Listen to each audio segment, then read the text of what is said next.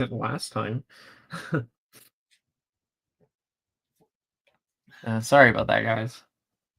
Unacceptable. Oh, good. I hope it all worked out. Yeah, it did. I'm actually never forgiving you.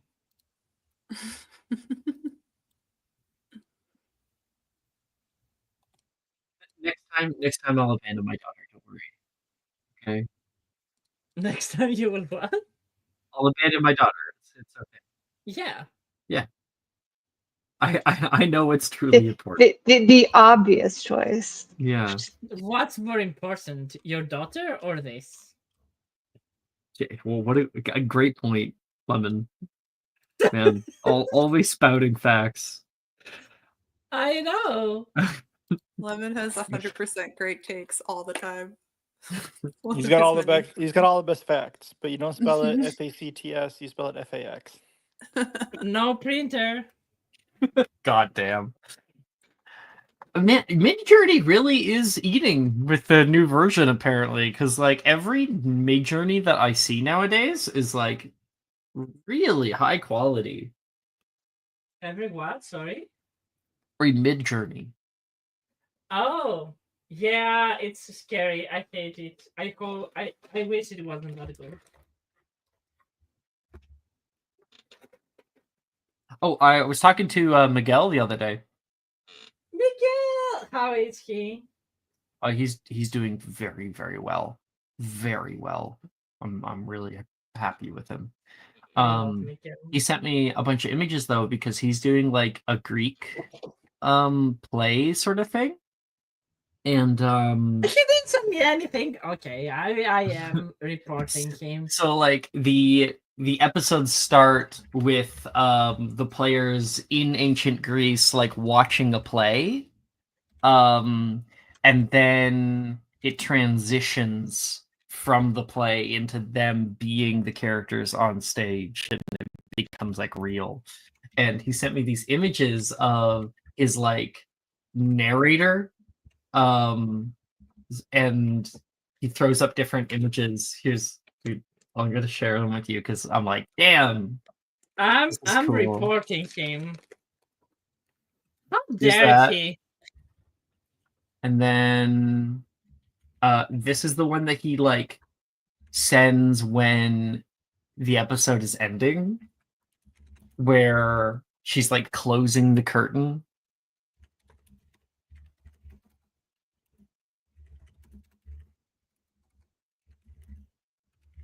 Super cool.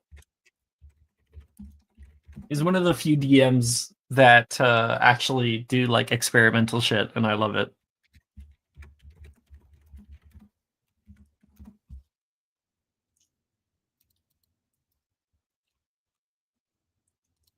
All right. OMG.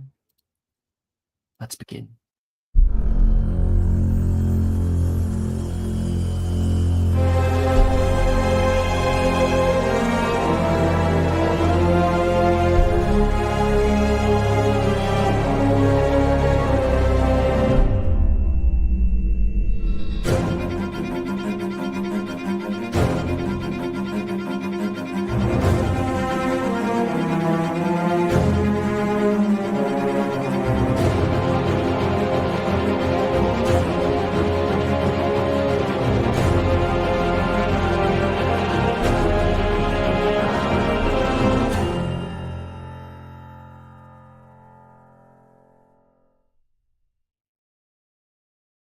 Hello, everybody! Welcome back for a proper session 49 for Magic Mysterium Friday mornings. We did a big thing last time where we recapped everything. I think we're pretty good when it comes to that. Obviously, we have come back to Hogsmeade after a major battle with Acromantulas. Nolan is unconscious, and there is some decisions to be made. Okay.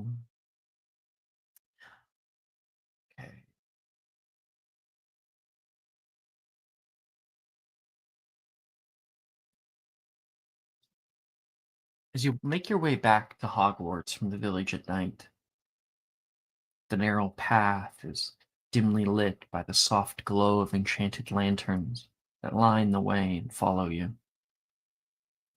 The bustling chaos of Hogsmeade is fading into the distance. Professor Milne answering some questions. Yeah, the Wizarding Wireless Network. I hear they're working hard to send out news about the attacks, but most people are still in the flurry. And the Ministry, are they doing anything? The Ministry's made whole calls for war.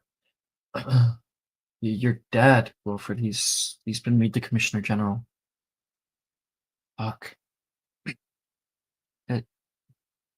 How do we know that we're not going to encounter them on the road? Sadie says. We don't. Professor Rojas is here. Protect us. Oh, great. One which I'm worth 10. You can hear Rojas say back. And Rockborough, I heard something happened out there, Gemma says. The villagers are fighting until the Acromantula broke Helm's Hold Dam. It washed away the hamlet, and it flooded the lower moors. Those who survived from Broxborough and Cambridge have been displaced at Irondale or Feldcroft. Oh my gosh. I have cousins who live out there, Gemma says.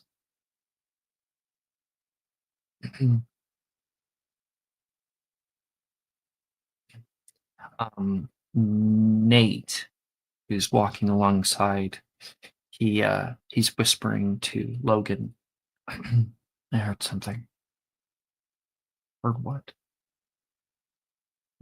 Heard one of the orders saying that they're reacting too quickly. They've been moving coordinatedly, dodging the patrols, seemingly reacting to things kilometers away. Shouldn't even know. It's just like fourth year all over again. Worse. No, they're not going to get into Hogwarts. Yeah, that's what we tell ourselves, isn't it? The towering silhouettes of the Forbidden Forest loom to your left. Branches reaching out like skeletal fingers, casting long, eerie shadows on the path. The forest is holding its breath, as if watching your every move with a hint of curiosity, trepidation. Though the journey is familiar, it feels different tonight. More haunting, as if the events of the night have left a mark on the very air you breathe. The world, too, holds its breath, anticipating what comes next. You finally approach the castle. The grand entrance comes into view, guarded by the massive stone gargoyles that sit atop the tall pillars. Stony expressions hold a hint of knowing, as if they too have witnessed the events of the night. And you stand next to Nolan on a stretcher, being carried through. They'll soon figure out that he was dosed with a sleeping draught. He'll either wake up in time or they'll give him the antidote. Time is short. But he's not the only one who'll be being treated at the Hogwarts hospital wing. Madame Pomfrey has her work cut out for her tonight.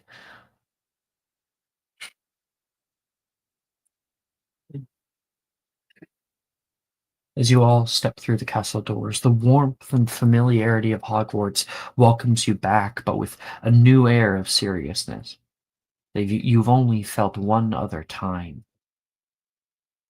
after the group tournament. Through the doors, you can see kids being led by prefects, other students pushing to get into the Great Hall. No one is listening to regulations right now. A flurry of voices echoes through the Great Hall.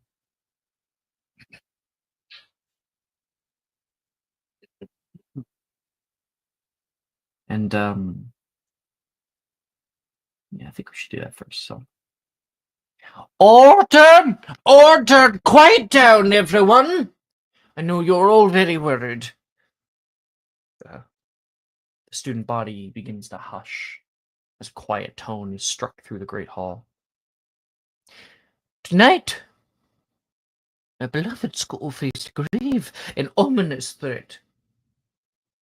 As you may have already heard, the safety and security we hold dear were pushed past their limits. And I stand before you now to share what has transpired and what lies ahead. People whisper and murmur. As you all well know, the train journey to Hogwarts was disrupted by a terrifying encounter with the Acromantulan horde. Rest assured that the staff and orders have been tirelessly working to ensure your safety. However, due to the surprise attack on the important institutions we hold dear, the train, I hear, will take some time to be repaired. But we will find a way to ensure that each of you reach home safely when the time comes. And there's a lot of people yelling right now. She desperately tries to maintain a bit of order in the room. In the face of such adversity, I implore you to come together as one united body. It is times like this which test a witch's resolve. Hogwarts has always been a place of strength, where we embrace the values of courage, community, knowledge, and tenacity. It is a time to embody those principles more than ever before. The challenges we face are formidable, but we shall not falter. We will carry on with our lives. We will not be bullied into submission by those who would see us fall. Our unity will be our strength. Our commitment to each other shall be a vow never broken. We will stand against fear and intolerance and be not moved. We will ensure that the disruption to your studies is kept to a minimum. Your owls and notes will be completed as planned, and we will not allow darkness to overshadow your future light. Silence in the hall. I know some of you may feel frightened. That is only natural in these dark times. But I also know the bravery and determination that courses through the veins of every Hogwarts student. It is in these moments of adversity that we find our true strength, and the essence of what it truly means to be a witch or wizard. So I urge you, stay here, where it is safe. Lend your hearts and hands to support one another. We will heal and recover together. For Hogwarts is more than just a school. It is a sanctuary, a haven for those who seek a brighter future. Together we stand tall against the darkness that seeks to undermine the very essence of these hallowed halls, and refuse to back down. The tables erupt with applause. People screaming, people yelling out a great war cry among the student body. And those more unsure sit still, pondering her words. Food is served by house elf to all students. Common rooms open early for students who wish to go to bed. And how does the speech and everything, once it's done, how does it sit with you? What do we see from you? I think she has a very neutral expression. just trying to, clap along. But inside she was, there's so much that McGonagall doesn't know. So it sort of rang hollow to her, and her friends are very much in the thick of it. And she has so much left to do tonight to make sure that that speech is even a little bit true. So I think she's deeply anxious and doing her best to hide it, and keeps glancing across the Great Hall at her friends. You can see everybody is taking it differently. Over at the southern area, Taylor's just kind of quiet. She doesn't eat. Alicia looks tired as fuck. Gemma looks angry. Her lips are pursed together. Her brow furrowed a little bit more. Do you stay to eat, or are you going somewhere? I think when she gets the opportunity, she'll cross over to the Gryffindor table. As you walk over toward the Gryffindor table, somebody else intersects you. Will, are you here, Mike? Yep. You you cut across Anne's path. You have something in your mind to talk to her about, don't you? Oh, just a thing or two. If you don't recall, that's fine. Just let me know, and I'll send it to you in your hidden. Oh, was there something else? 1 second. I thought I knew what I was talking to you about, Anne. I've sent in your hidden just if we're on the same page. Gotcha. Well, because I was a silly boy, I'm going to drop off the call for a second because I need to switch back to Discord because I opened Okay. this on my phone. I'll be back 1 sec. All right.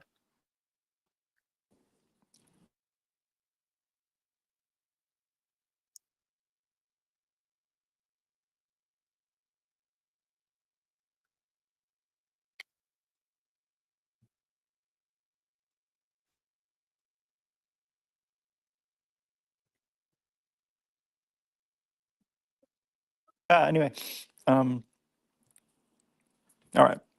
Can you hear me again? Oh, good. So I'm gonna step up as she's walking, and I'm going to just raise an eyebrow.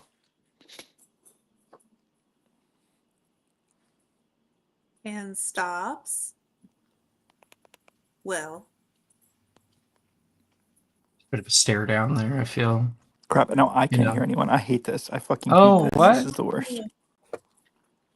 I am saying things. Okay, I'm good. I can hear you now. Sorry. Oh, okay. Okay. I'm so There's a bit of sorry. a stare down there. Obviously, emotions were high just a few hours ago between the two, between almost everybody. Will seems to have a determination.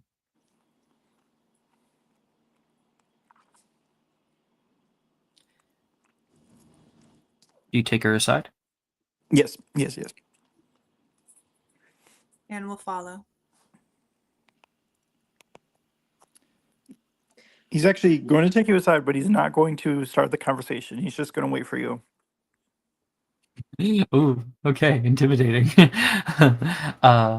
You guys walk over toward the maybe like the entrance hall, and then step off into a little alcove toward the viaduct courtyard, a place where you're unlikely to be heard.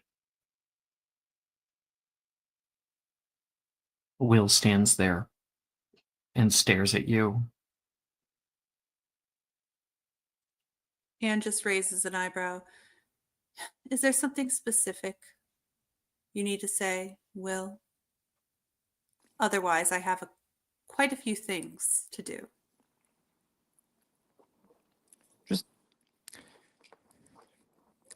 Do what you feel is right, I suppose. That's The wise thing about no, I can't make you do something you don't want to do, but you know, I still think that it's far too dangerous to just trust him. Anne's mouth kind of twitches a little bit. Sit. Um, Sit. Sit.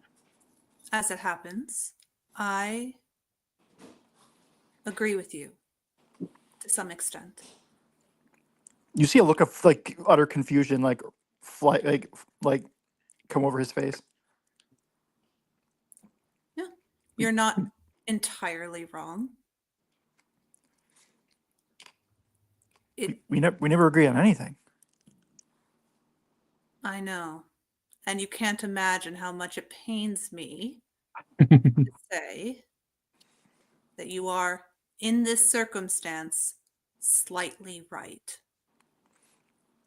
But you are. He doesn't, his face, no sign of like gloating comes over his face. He just kind of looks a little shocked. Well, I don't know.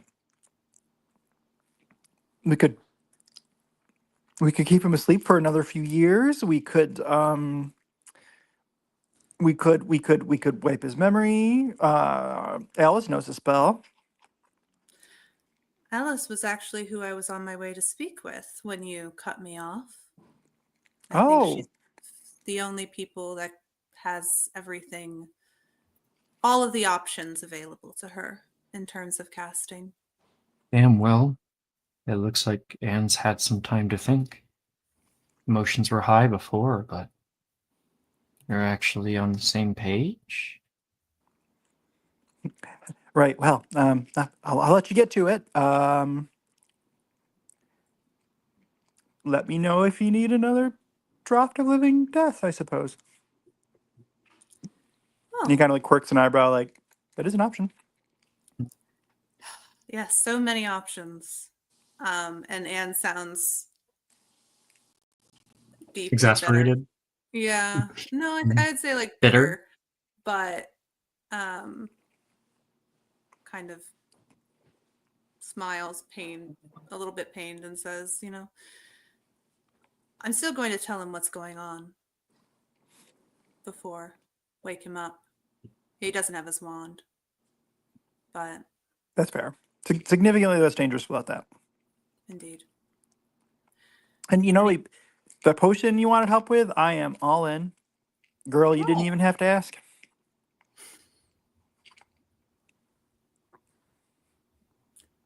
I will pretend that's for me and not just because you're psyched about drafting a potion that's hasn't been done in 1,000 years. I help people. The fact that I get to brew an old ancient potion that could be extremely lucrative and cure cancer is kind of a, like a value added benefit. Fair enough. Is there anything else you want to yell at me about before I meet up with Alice? Now's the time. Everything on the table. His like mouth drops open and he takes a step back, dramatically putting a hand to his chest, and he's like, I didn't yell at you at all. I'm surprised I didn't need to, but no, there's nothing I can think of. You go do your best cursing. I mean your best hexing. I mean whatever you need to do. Aye, Captain. All right. And Anne will kind of turn on her heel and head back towards the Great Hall. I wonder if they were going to figure out that I'm the one that murdered Barty Crouch. He like mutters as they walk back. No, I think you're getting away with that. Alice. You sit at the Gryffindor table. Oh. Gryffindors don't look to be in great spirits.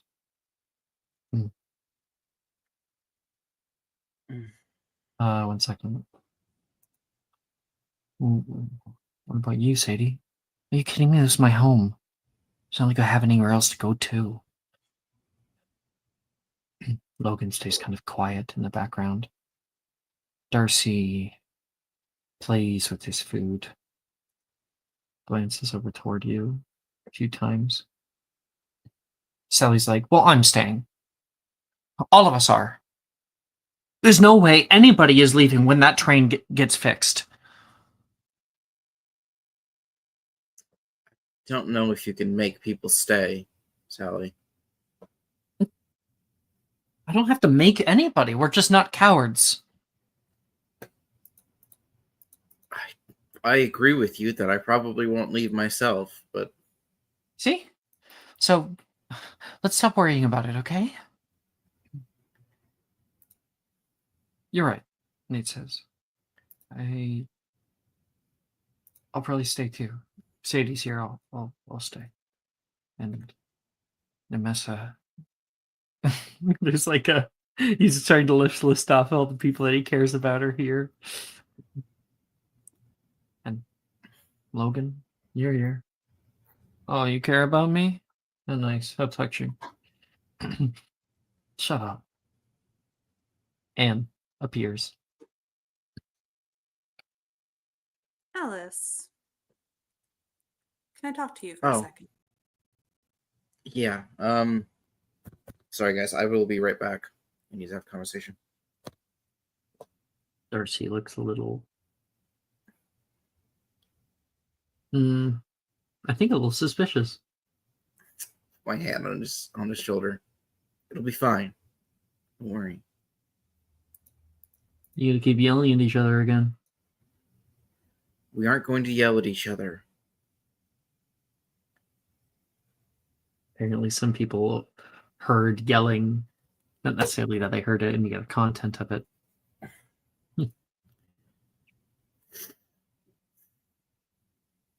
You guys walk off together. I'm assuming there'll be a muffliato. Yeah, Anne will cast a muffliato.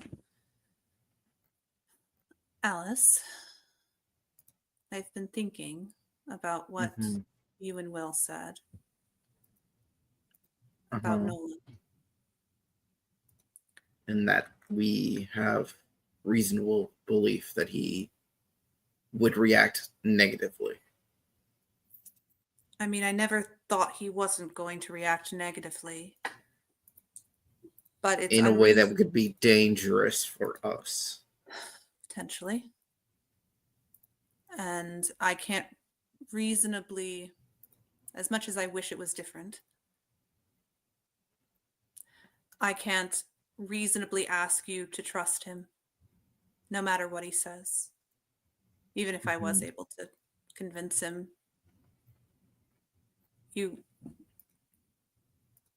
we couldn't really trust him. And it's not reasonable for me to ask you to. Okay. I don't have Obliviate locked in. Quite frankly, I don't want to erase his memories. I think that would be a bridge too far. But I think, out of the options available, the best one might be Imperio. It's temporary for now. Yeah, you need a 9th level spell slot to make it impermanent.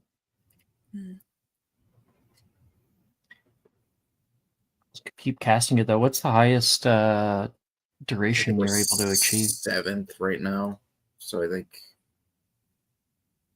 it's a day. You have to I cast think it that's every what the day. modifier. Because I think it's hour, 8 hours, 24 hours, I believe. I think that's the 7th levels what it daily? is. It'd be a bit of a chore, but it is something you could do. I know it's a big ask, but I'll dedicate myself to learning it so you don't have to expend the resources after a while. and I'll do it. Yeah, Imperio's 5th level, so 8 hours. I can do it 8 hours. Oh, that's not feasible. No. I'd have to Imperio him and then obliviate him. And make him forget. If you were an adult wizard, then you could definitely do it, but you're just not there yet. Yeah, I'm just not there yet.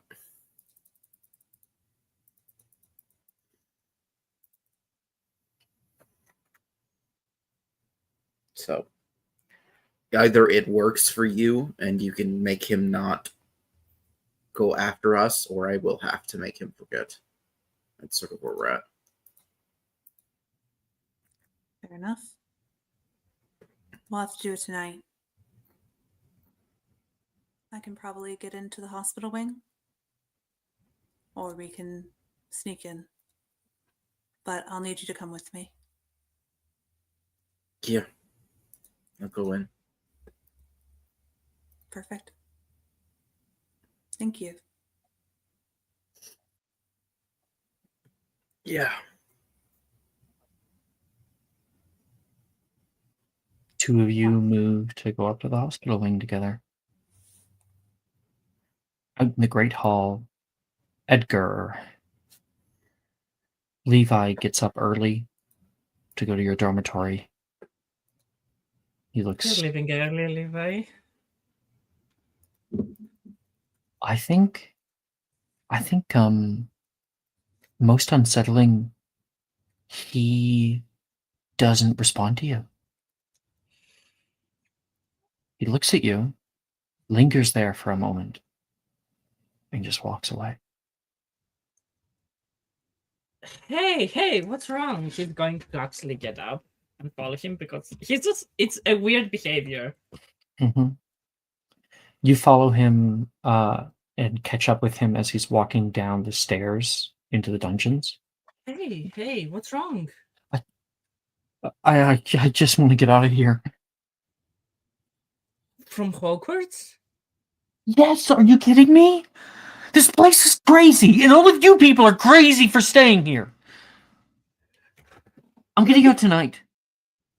You can't leave. This is your school. Yeah, a school. I'm going back to London. I'm going back to my bedroom. Levi, listen to me. You're gonna stay here. We're gonna finish our studies together, and then you can go back to London and you can do whatever you'd like. But you can't abandon this. You've worked very hard.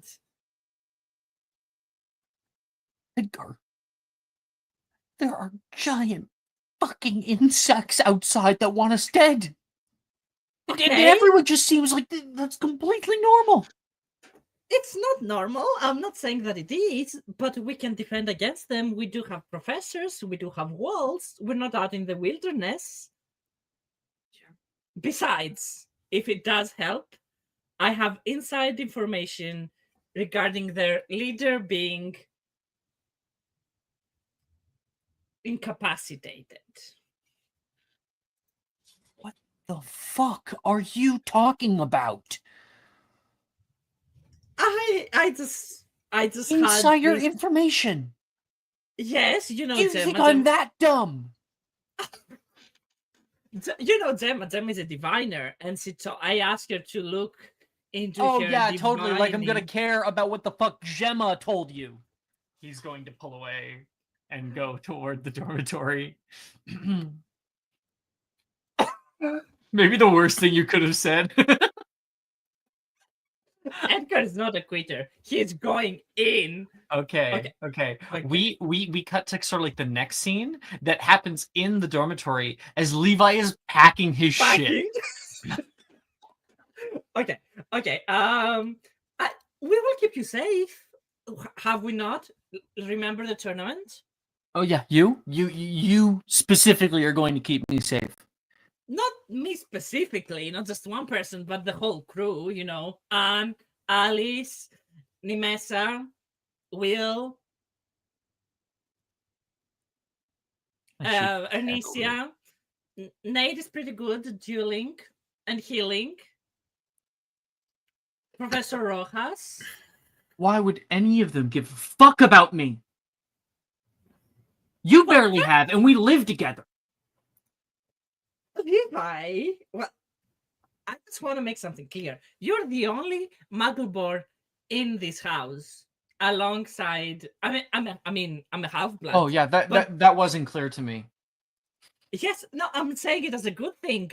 I can't be the only one surrounded by purebloods, so you're abandoning me. Besides, who am I going to live with in this room? I'm going to have an empty room all to myself? Yeah, like you haven't gloated about wanting that anyway. That was said in jest. Where will be my video game and comics and anime buddy? We will be dressing up as Sailor Moon for Halloween going forward. Shut up. I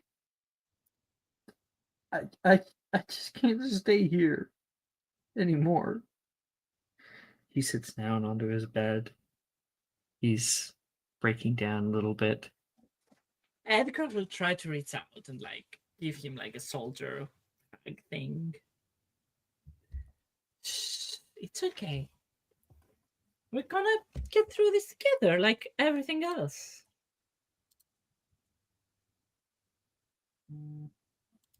You look out for me? Of course. I always look out for everyone. He seems a little bit not sure about that. Lips purse a little bit. Make a persuasion check. Okay. I'm good at those. Come on, Edgar. I have lucky. Okay. Yeah, good. Mhm. 21, much better. Okay, I guess it would be a little scary to go out here without the train anyway. There you go. I'll at least leave it till then. I promise you, nothing will change. It will be the same. He sniffles and wipes his nose for a second. Don't worry. It's gonna be fine. We are going to be doing great. We have so many things to learn. We haven't even learned operation yet. Right, yeah. I've always wanted to teleport.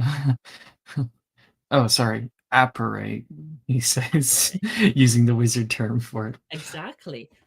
Think about it. If you learn that when we get in trouble, which we will not, but just in case, 1 in a billion, you can whoop. Just whoop. I thought apparition wasn't allowed on Hogwarts grounds. I'd rather you apparate than die. So. Okay. Edgar, you have saved Levi from literally running away. Yes. Congratulations. Edgar to the rescue, buddy. Okay. Miguel has commented many times, giving. Oh, has he? Yeah, giving selective inspiration. I was unduly harassed by 2 Slytherins at this stage. So in response, I'd love to get inspiration to everyone else. Please go to Will, go for it, Mike. I'm on your side. He's not letting me repeat it so quickly. So take a point, Cat. Here's the message inspo. Hope you guys treat you well. Also, just subscribe. So please, if allowed, give my advantage. I'll allow it. Fuck you, Miguel. How dare you? I'm the only one being bullied in live television. The whole America is watching me get bullied. I know. Unacceptable. He didn't list Edgar anywhere in there. Exactly. I'm being bullied live. And there's a record of this. Yes. Edgar will remember this.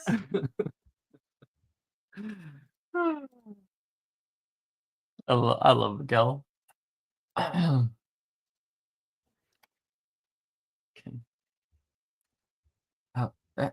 Edgar, Yes. can we maybe like get everybody together? I think it might be nice if we stayed with each other tonight. Like a little sleepover or something in the common room. Everybody, as in, oh, all the Slytherins. Oh yes, that sounds like a great idea, actually. You do know how to bake, don't you? Yeah, I baked really flat brownies before. Okay, leave baking to me. My grandmother left me with a very good He cookie smiles. recipe. So, what you are going to do is you're going to gather everyone, and I will start baking, and we're going to have a very nice sleep over question mark party with a lot of, should I make brookies? Brookies. Okay. Thanks for Of being course. kind. I am always kind. This is my finest quality among the other huge list of it. Smart, attractive, brave, funny, but kind. Top of the list. Humble. Humble. He Now chuckles go. for the first time today. And instead pulls some of his pack and pushes it underneath of his bed. Nemessa. What? Oh, sorry. Go ahead. Well, You basically stole my did you idea. want to say something to round off the scene, or Just very quickly that Edgar Yeah. is going to sigh. So clearly he's doing it, but it's taking a toll on him, keeping everyone happy. yeah? Nemessa. You kind of already stole my idea, but I was like, Nemessa's obviously like clocked the tension and is putting on a calming concert for all of her puffs. And I didn't know if the music would carry to the Slytherins, then they could join in. No. I think that if you were gonna do that, it would probably be later on after the stuff. We can kind of like fade into the Hufflepuff common room. Yeah. Yeah. There's a bunch of people walking around. Macy has provided some food, and the energy is definitely smaller than many others. Do you have a song? Nope, just something calming. I didn't pick anything out. Oh, come on. Pick something, pick something. Hold on, I'm listening to your music. Oh, what? You know the kind of songs that Nemessa would enjoy? Mattered That her. doesn't mean I have any stored. Scarborough Fair? Sure, go with that one. Because my internet's not loading very well. Okay. 1 second. This one's sung by a woman, I think. Just gotta As get long as through it's the ad. folky, that's her jam is folk Yeah. music. Oh, Scarborough Fair is like very Yeah. funky.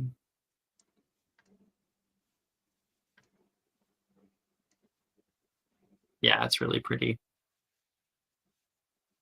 Here, enjoy this.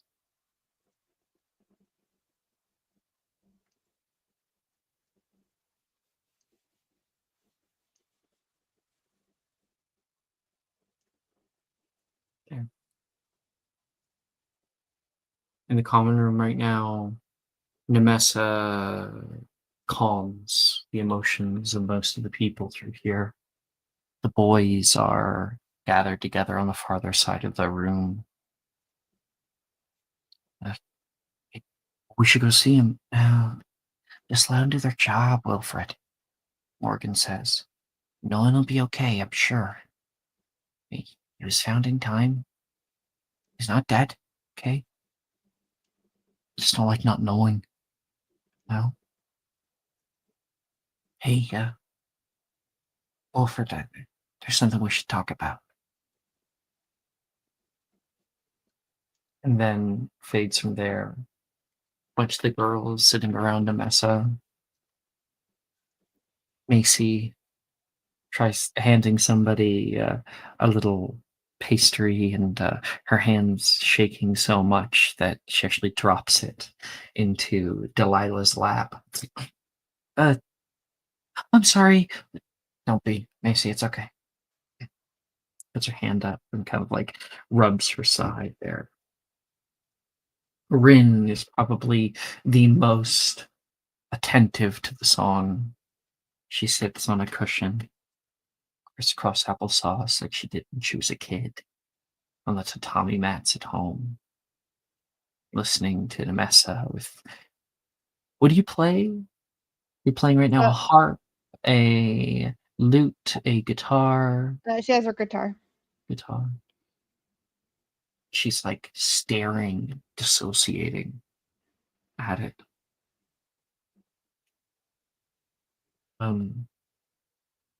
Delilah looks over toward Juniper, and then toward Rin, and stands up. Where are you going? Juniper says. What? I'm not allowed to go take a piss, she says. Juniper looks at her a little bit suspiciously. You're getting packed, aren't you? As the train comes, I'm going home. She goes to walk away. Juniper stands up, incredulous, as if she's going to say something, as if she wants to yell at Delilah, but the words escape her. And so she looks down, betrayed.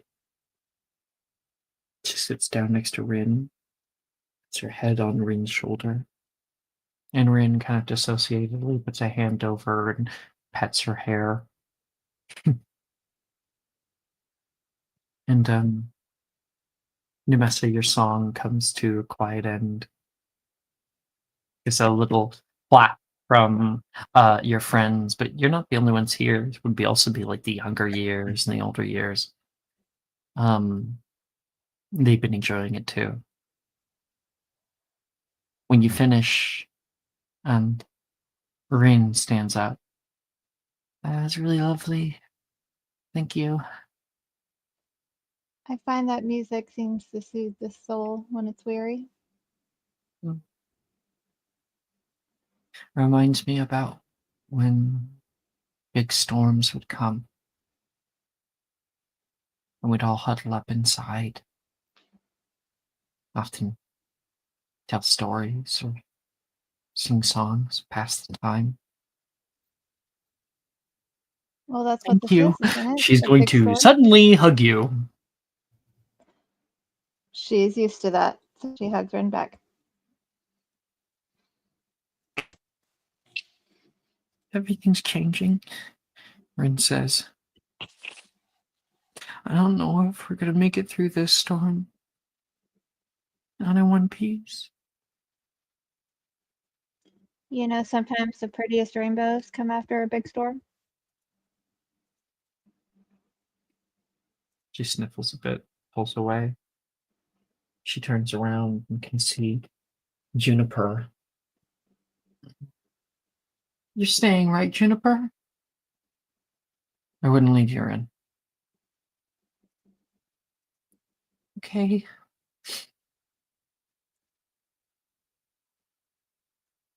You know what? No.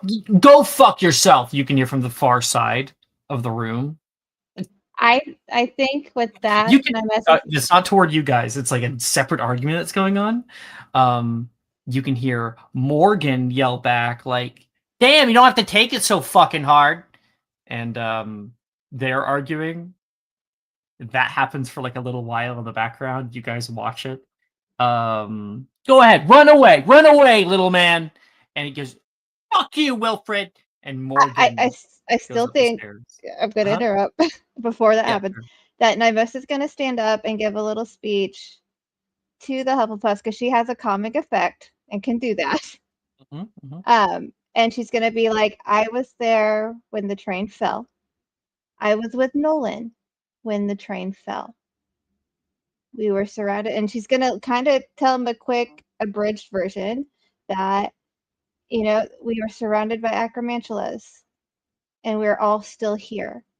We're still fighting as one, as a whole, and we should stay united as a whole. We shouldn't turn on our friends when we need them the most. That's not a very Hufflepuff thing to do. It's not a very Hufflepuff thing to do to run away when the going gets tough, Wilfred says toward Morgan. It's okay to be scared, but we're braver than this. And Not it's not scared. nice to pull out your friends either. I have a brain, unlike some people. He says, not toward you, but toward Wilfred.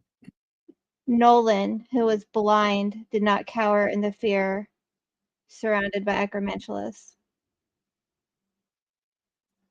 If that says anything.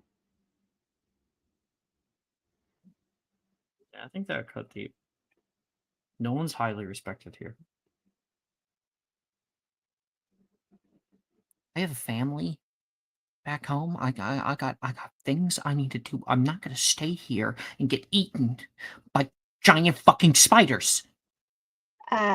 She will zero in on Morgan and be And like, if we you all guys have had a family. brain, you do the same thing too. Morgan, we all have family. Morgan, you can't go, Rin says next to you. Who else is gonna tell the funniest jokes?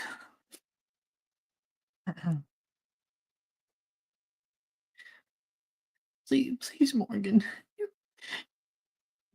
You're breaking my heart.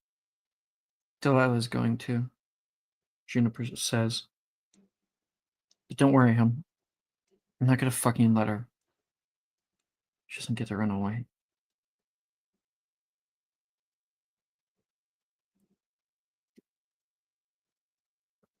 I'm I gonna will go try see to use my Nolan. persuasion one more time to get everybody to calm the fuck down. Yeah, that's what she's doing. Tomorrow morning, I'm gonna go see Nolan, Wilfred says.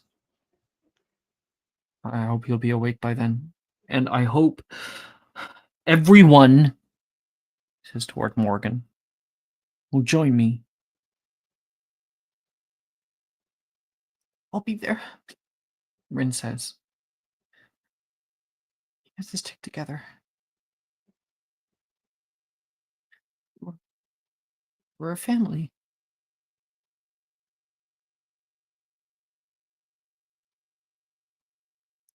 And, Nemessa, it takes a little bit of time. You have to, kind of have to perform orally for, a minute. So now you can make a persuasion check. Okay. Oh, shit, I don't even have the website up. A second.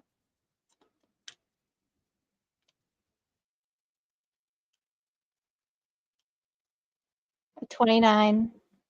The best thing you can do right now is make Wilfred and Morgan make Oh, wait, up. I had advantage. Should I try that again? You got 29. What do you need advantage for? I don't know. Does it make it better? Not really. At that point, the best thing you can do is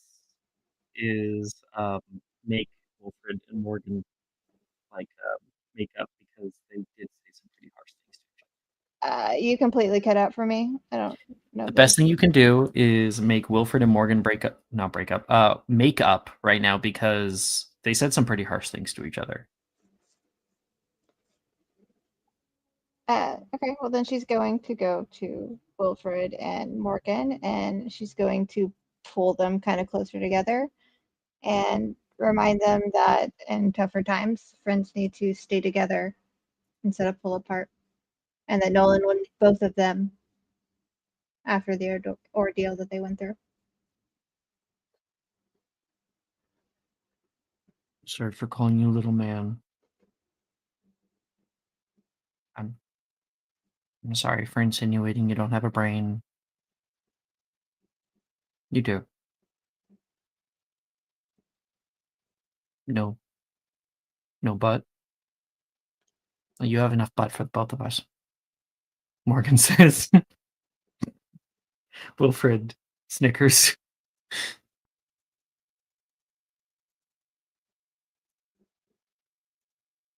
Rin looks a little worried, but comes over toward you, Nemesis, and says, "Thank you. I'll try to talk to Delilah." That's what Hufflepuffs are for. To stick together, right? I'll see you in the dorm. Yeah. She walks off there.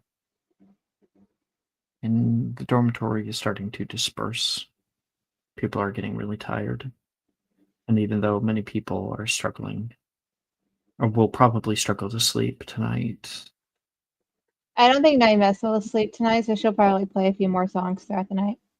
people will still attempt. Yeah. All right.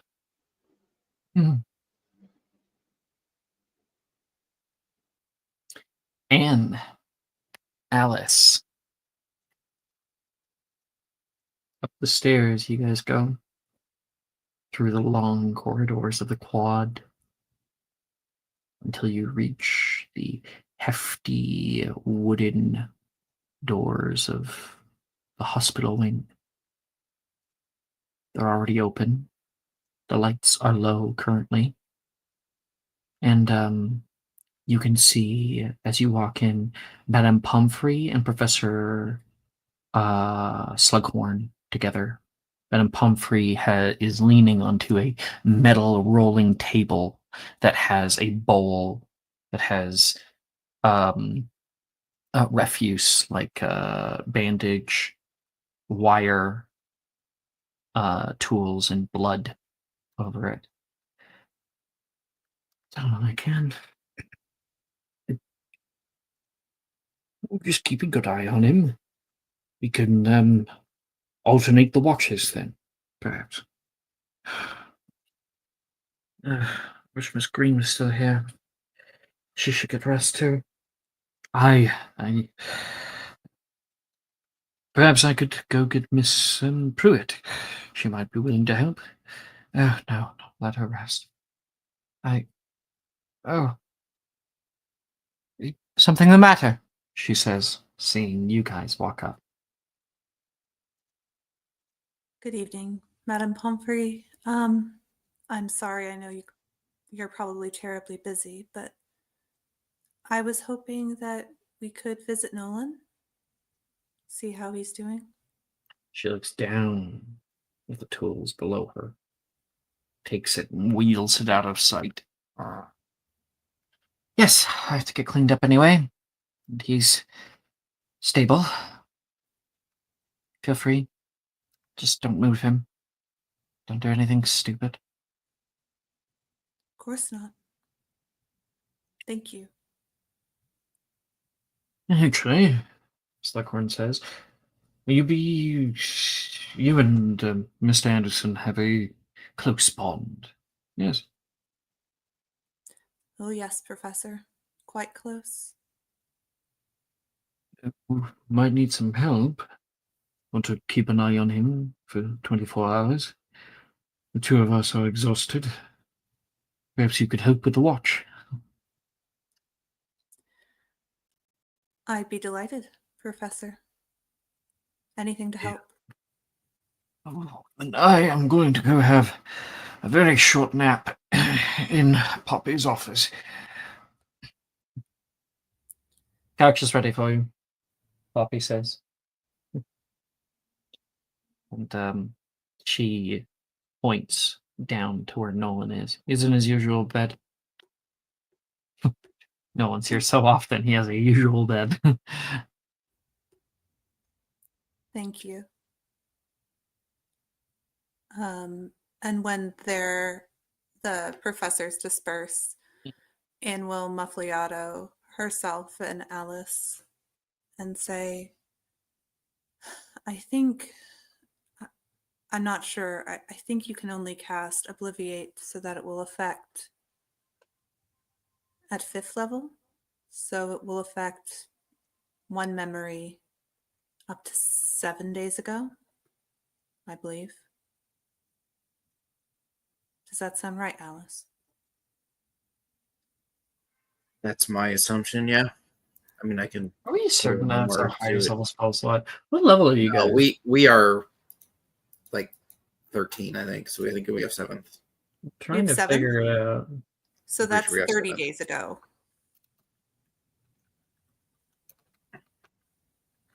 Trying to find It the says level up. we can eliminate a target's memory of an event or detail or any I individual must not aspect. have done it. Yeah, we have 7th level. Yeah. So I'm 7th just gonna check on the timeline really quick because I just want to make sure that we didn't like miss a level up or something. There could be one coming. Presently, we're 13. I should say. Is that what it says? Campaign timeline. Got 1, 2, 3, 4, 5, 6, 7, 8, 9, 10, 11, 12, 13. We should be level 13. We are level 13. Okay. All right. So I was thinking we can only really affect the memory. We can't affect the memory of his whole plan or anything else. Only really the orb. And I was thinking a way to maybe permanently encourage him to stop. Oh, wait, Anne. We forgot something. Did I? Kind of. I was hinting at it before. I think we did it completely. We haven't really gotten there. You must have been hiding it this whole time, but you're blind. No, I got unblinded. How?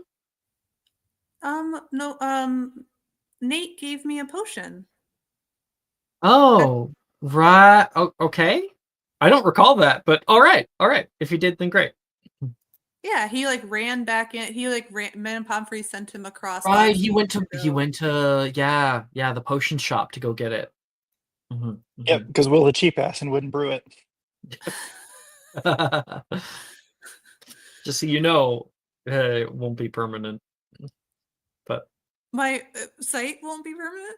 nope, not if you're using the orb. She's not. She put it in the bag. She unattuned I to know. it. I'm just saying. The next If if you you use ever it use again, it it will be again, permanent. yeah.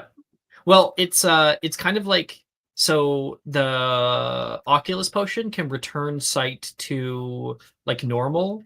I believe even right now, Anne, it takes multiple to get your sight fully back. So you are partially blind still, but just in the way that like you have a bit of like darkening around the corners of your vision, but it's good enough to see. It's good enough to walk around and be Okay. act normal.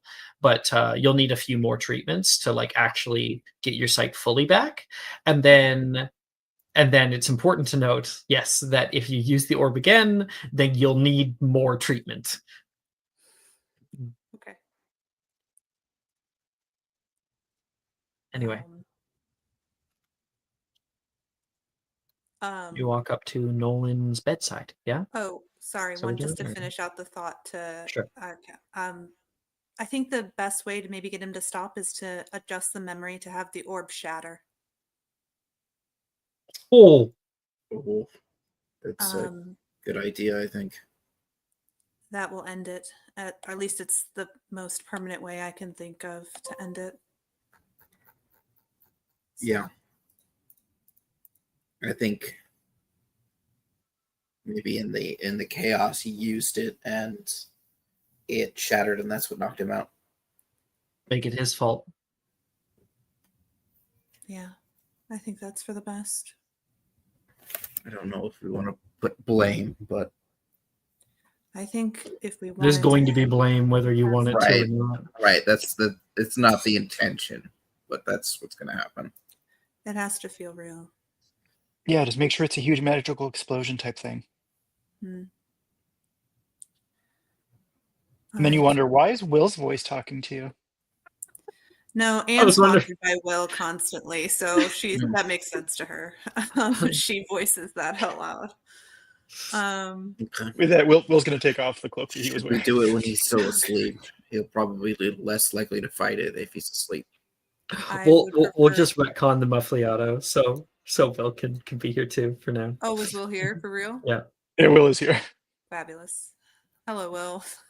And says she no longer jump scares from this. I'd like him to not do when he's asleep. He doesn't have a wand, and there's now 3 of us. So I'd like him to know it's coming, at least. But then he'll be possibly able to turn it off. And that's not what I would want. No, he doesn't have a stave. Okay. He's not like Wilfred. He's not known for wandless casting. It's more that if he's asleep, I don't think he can make the wisdom save. Because like his brain. No, I don't think it's an auto fail. I'm pretty sure he still makes it. Okay. Then fine. Yeah. Then we'll wake him It up. is a good point though, because if you do while he's asleep and he succeeds the wisdom save, well, Then he doesn't know that we did it. he doesn't know you did it. Well, Anne will take a minute to activate her special thing, which escapes me what it's called. Sorry, it's been a while. What is it called? I mean, it's not like we can't keep casting it till we succeed. Yeah, her amplified arcanum, which as a bonus action, she enters the state for a minute. She takes a minute to concentrate, and she can use her reaction whenever someone she sees makes an attack roll or ability check. She can use her reaction to give the roll advantage or disadvantage. So I will give him disadvantage on the wisdom saving throw. Does that work for everyone? Yeah, that's fine. All right. Let's go. Are you an intellect caster, by the way? I should be, but no, she's not. You walk into Nolan's little area. You find him laying on his bed, with hair in his face. He looks calm. You've seen him like this many times, Anne. And he just looks so peaceful. No more anger or frustration or fight left in him. And he's got a big bandage that's been wrapped around his midriff from the rebar that went through him, seemingly healed, or in the process of.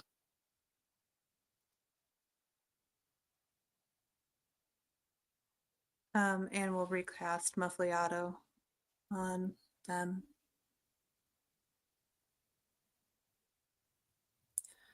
All right.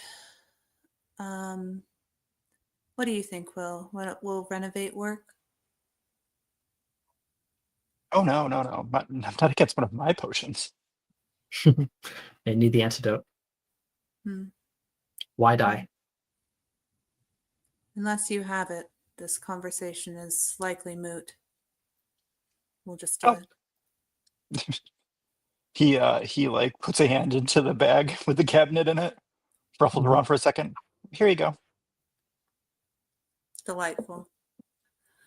And we'll take it and administer the potion if she can, the best she can. Pour a few drops in through Nolan's slightly ajar mouth, and within seconds, oh, he starts to wake up. He grabs at his head. Oh, where's the? He quickly jumps, like as if thinking that he's still in the battle or something, but then feels the cushion of the mattress. Oh, I'm alive. I'm alive. For now, you're in the hospital wing.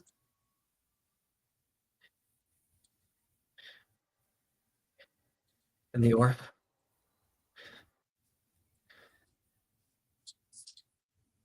safe.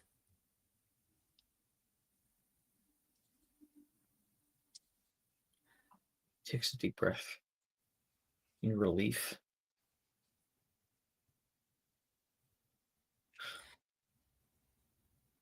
You're not going to remember this conversation, but I thought it was owed to you anyway. We have the Right. orb. We're going to stop Azrath. And your plan is effectively over. You're not. We'll see. You're not going to stop him.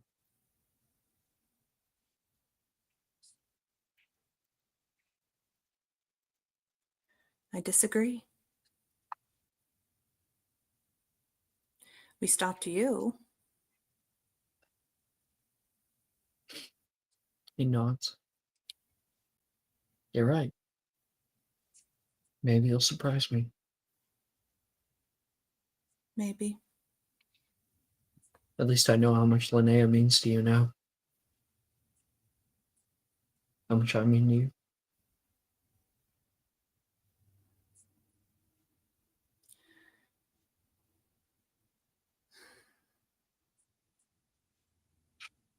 Go ahead. Do it.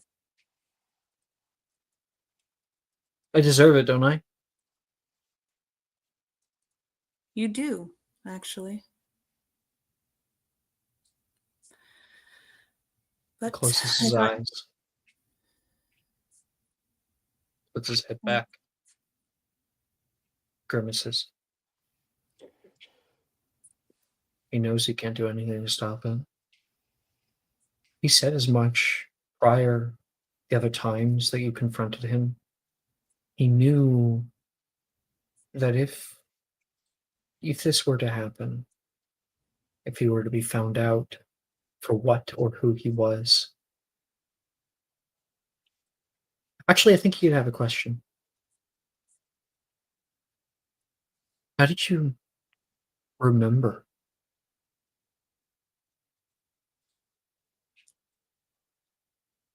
I have really good friends who always look out for me. And it was a help me. shock. I wasn't expecting Will to. I'm just glad it didn't end up in the hands of her. At the very least. Now any blood that's shed is on your hands. I That's wish how you you good want- luck. Thank you. I appreciate that. I don't suppose you want to totally give up and swear you won't try and get the artifacts back from us.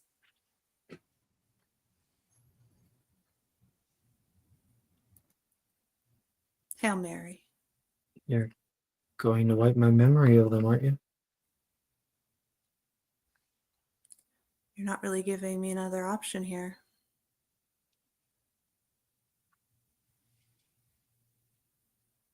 I don't see how I could.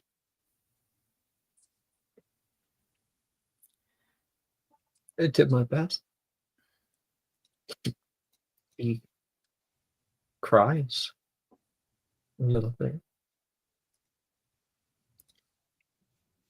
Sorry, Mom.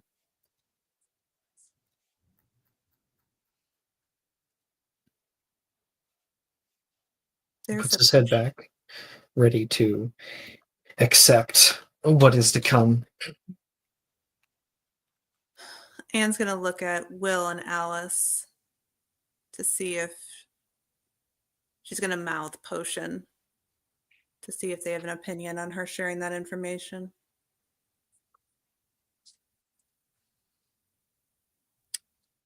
I'll look at Will. He's just gonna, he's gonna softly nod his head, like kind of give a look of like, I'm surprised you waited this long. She's trying to turn over a new leaf about not telling Nolan everything, Will. That's the look I get back. He nods. He Yeah, nods slightly. that's the exact look, the very specific look that you get back. Yeah. Um, He, and he he forms a little heart with his two hands. Oh, she sighs and says, "There's a potion that I've been researching, and I think we can get the ingredients for it. And I think it will save your mother." He squints. Like, as if he doesn't believe you. That's ridiculous. It's not. It's real. I've been researching it ever since I found out about you. And And every possibility that I ever saw. Every single one. I don't think so lovely of me that I didn't look through as many as I possibly could. Not a single one of them ended in any kind of potion. well, you don't know everything, and the artifact doesn't show you everything. And you said it yourself. We act outside of fate. Haven't you said that to us, what, a dozen times by now?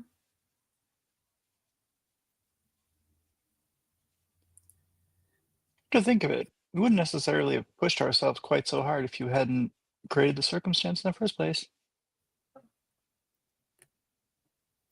There was a different way that this was going to go. It was a whole time we were just friends. The whole way through. Heroes, even. That's gone now.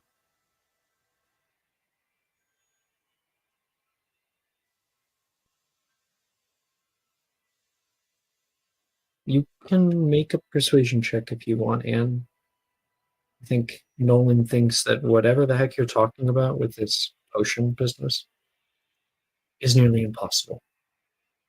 You have advantage from Miguel, by the way. Mhm. Oh, good.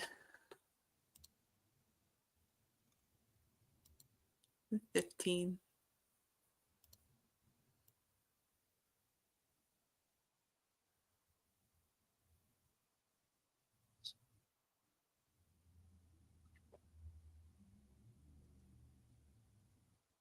You don't trust me. And I get that. Nolan says.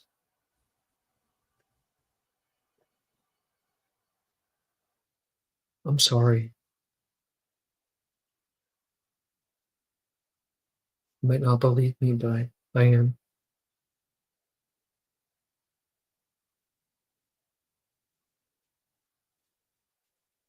I'm really sorry. But there's no potion that's going to be saving my mother.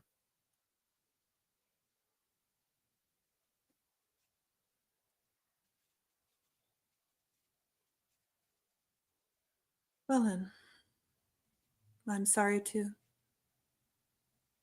And she'll look at Alice. Well, this could have gone better. I'll raise the wand up, press it to his temple. Could have been on our side, I suppose, but now you get to feel worse.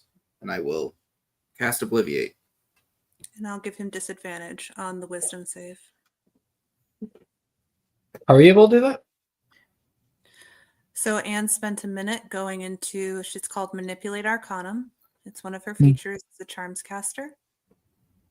She spent a minute going into, it's called, I'll read the exact thing. Pretty sure he also used all of his portents today. Yeah. She said you can use your harness arcana to see and manipulate strands of fate, blah, blah, blah. As a bonus action, you enter the state for up to, you can enter the state for up to 1 minute. I narrated going into the state, walking in here. For the duration, whenever you see a creature make an attack roll or ability check, you can use your reaction to give the roll advantage or disadvantage, your choice. So, the first die he rolled was a 19. The second die he rolled was a 7. He has a maximum wisdom, and with you guys have a +4 proficiency, if I'm not mistaken. 5, 4, 5, 5. 5. +5. So he rolled a 16. And I think my His save spell save DC. is 17 or 18. Yeah, probably at this level. It's 8 plus 5 plus 5. It's 18. He fails. And you can feel Alice. You move through his mind. You see much. You find that memory of him with the orb. It rolling out of his hands. And you expunge it. And instead, you make it that when he was thrown from the train, did we break his stave? Oh yeah, I just messed that shit up. Yeah. So when he was thrown from the train and he saved Janice, his stave he had to throw, and it got caught underneath of the train, broke and shattered, especially the top bit, and there was a loud and large explosion that came from it. You remember seeing vividly pieces and shards of metal from the little stone now laying scattered across the muck and mud before he lost consciousness.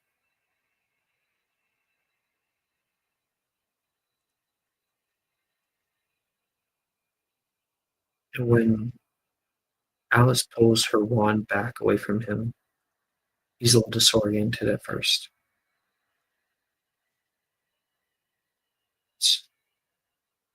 It's over, he says to himself quietly. There's no future anymore, he says to himself.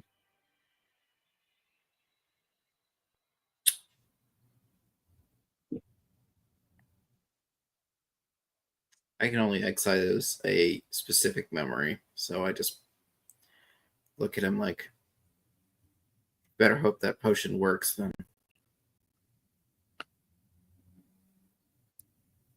Well, it also affects anything else that, like, would Cascades out. contradict it, right? Okay. Yeah. The continuity of the truth becomes true across the board. So if you guys walked in and talked about it, that memory is also slightly altered in his mind.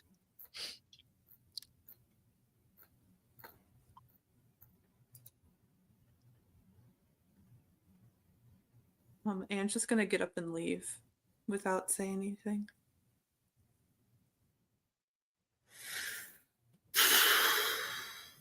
Let's go, Will. I'll tell Pomfrey that you're awake, Nolan.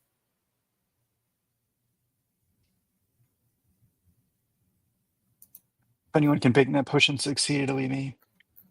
And you should know the broodmother's well at hand. You shouldn't be seeing her again. He turns over, buries his face into the pillow. Just leave me alone. He's defeated entirely. You defeated him emotionally. He's got no more fight in him.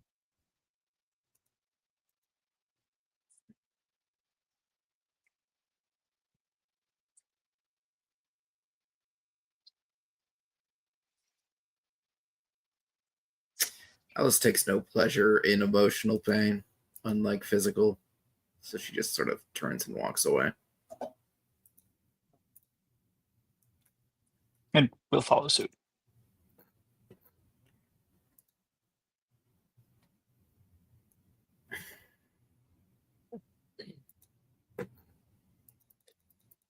And I know it's a little bit early, but I think it's maybe the best time to do it. Unless you guys want to have a scene after this where you guys talk. We can go to break. So do you guys want to talk about this afterwards? Yeah.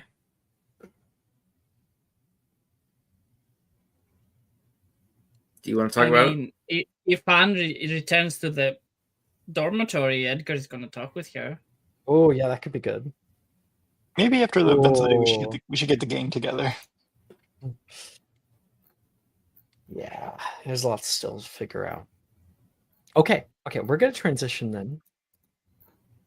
And you return to the Slytherin dormitory.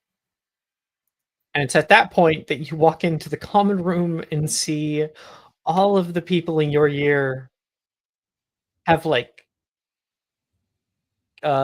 blankets and pillows that they've moved into the main social pit.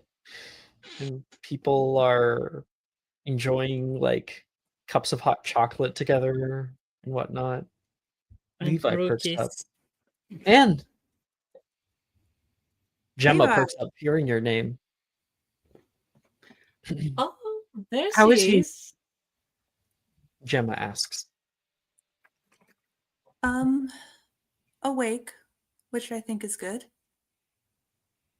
What's this? What's going on? We're having a party. Yeah, just a little get together. It was Edgar's idea. Levi is actually. I'm going to take all the credit. What? Levi, you said. Levi looks down in a way, a little embarrassed. Well, don't let me rain on the parade here. And we'll like scoot around the outside. Looks fun. Where are you going? Oh, is this an entire house thing? Yeah, course. we're all staying out here tonight. What, do you want to sleep alone? I know I don't. All right. And we'll sit down in the little semicircle. Taylor, you should have some hot chocolate, Gemma says. Taylor is currently on the far side of the room, sitting in the windowsill where she always does. This time with her legs curled up against her chest. I don't think she says anything. Gemma gets up. We've been trying to give her space, but I'm gonna go talk to her. Good luck. Does Anne look normal? No, she looks No. really upset. Edgar would see she looks very upset. Okay. He's going to get a cup filled with hot chocolate and marshmallows. He's going to walk over to Anne. Can't hear that. Come on. You have to try it. She'll take it. Tell me what you think. Levi brewed it. She'll try it. Levi added a bit of mint. Oh. So it's mint hot chocolate. The same way that you might enjoy a mint chocolate Aero bar. It's delicious. And then she'll pitch her voice low. We need to meet with everyone as soon as possible, probably tomorrow. And then Okay. she'll chug her hot chocolate. Chug hot chocolate. It's hot. Yeah. Like She'll I'm gonna go try through and then all choke stages of halfway hypothermia through. in half a second. Yeah, no, she'll try and then like choke halfway through and kind of like Whoa, dump hot whoa, whoa. chocolate on Take it herself a little easy. bit. It's not alcohol or something. I don't Okay. know. Come with me. We'll join you in a second, guys. And he's just going to take her to a corner. So It's done. Nolan What is doesn't remember done? anything. Well, anything important. Theoretically, What do he's you- off the board. what do you mean? Animal muffly out of them. Alice erased his memory. So, Anne, I thought we were on the same page about why. what do you want me to do, Edgar? Everyone else, every one of our friends, they're right. He would try. He wouldn't stop. I tried to convince him. I tried to convince him in the hospital wing. I told him about the potion. He wouldn't listen to me. What other option? Did you erase all of his memories? No. Just of us taking the orb. He thinks it shattered. My idea, but Alice did it. That's the most permanent way. Thinks he failed. And now we can actually concentrate on everything else we have to do, including brewing the potion that will probably save his mother. You still want to brew it? Of course I still want to brew it. But you said that when you talked to him, he didn't want you to. He didn't believe me. He didn't believe me. So why are you doing it? His mother is still dying. Just because he doesn't believe me, why should that stop me? So you're doing it for her. You're not doing it so you can prove yourself right. Maybe I am. Why is everyone making decisions for that woman? It was not that many months ago, Edgar, that I seriously thought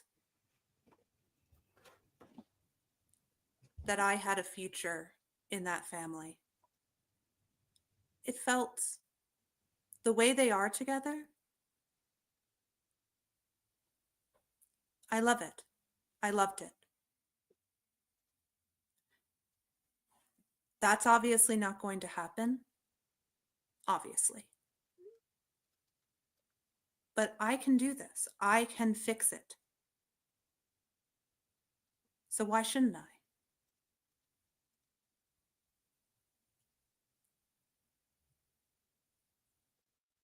Did you ask her if she wants you to fix it? Maybe she has come to the terms with it. Maybe she doesn't want you to fix it. She will die eventually, either ways.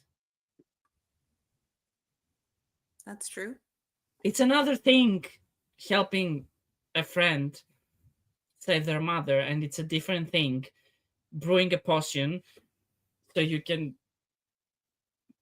prove to him that you are correct from the start. I'm proving myself right. I'm doing it for her.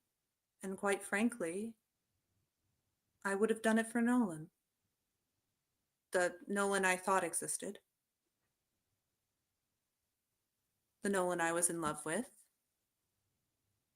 I would have done it in a heartbeat.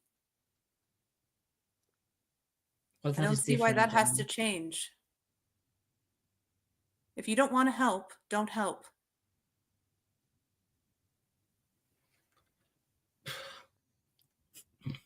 We have no proof of that working, but I do want to help as long as his mother is aware. I told you I'd help you, but you can't keep making decisions for her. Fine. I'll write her a letter. Fine. And as much as this is amusing, I think I am going to go to bed. Good You- night. And you don't have to. At least spend the night with everyone. Fine. Fine. Okay? Fine. I'm going to make myself another hot chocolate.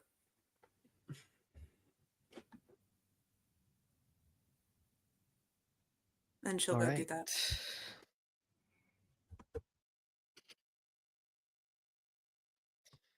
Edgar, when you return before Anne, Gemma has been able to get Taylor from her space.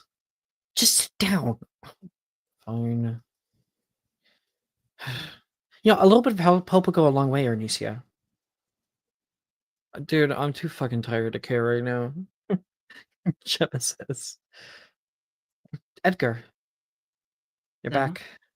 Yeah. Is We Anne were going to be just- joining us? Yes, it's just Sook from the ways he saw Nolan at the hospital. She'll be fine. I guess I get it. If I saw her like that, Well, I'm glad she'll be joining us. Yeah. So am I. We never hang out all together. You're not going to be leaving, are you? Once the train is... Me? Of course not. I have so many things to do here. Good. As if a few little spiders are going to scare me away. We can't let the acromantula ruin our entire graduation, huh? Exactly. Sure as hell I'm not going to make those 8-legged freaks ruin anything. Wouldn't dream of it. Besides, you should have seen Anne when she fended them off. That magical barrier. She's a very skilled wizard. She can keep us all safe, I bet. She blushes. And then from the behind, Levi, as she stammers to say anything in response, goes, who wants to play Uno? Me? I'll give it a try, Gemma says. Comes over. Let's just make sure we give all of our +4s to Gemma. I can hear you. And that's where we will take our break. We'll come back in 10 minutes. See you guys then.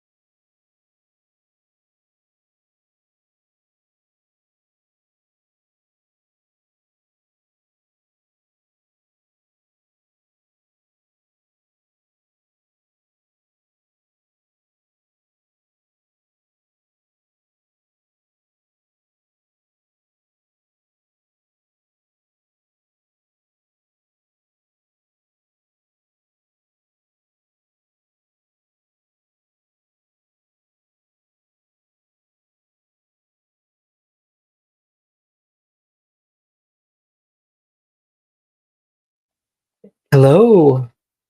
We are all back. Hello. Hello. William. Oh, I'm checking on my new pet. Your new pet? Yeah. What are you talking about?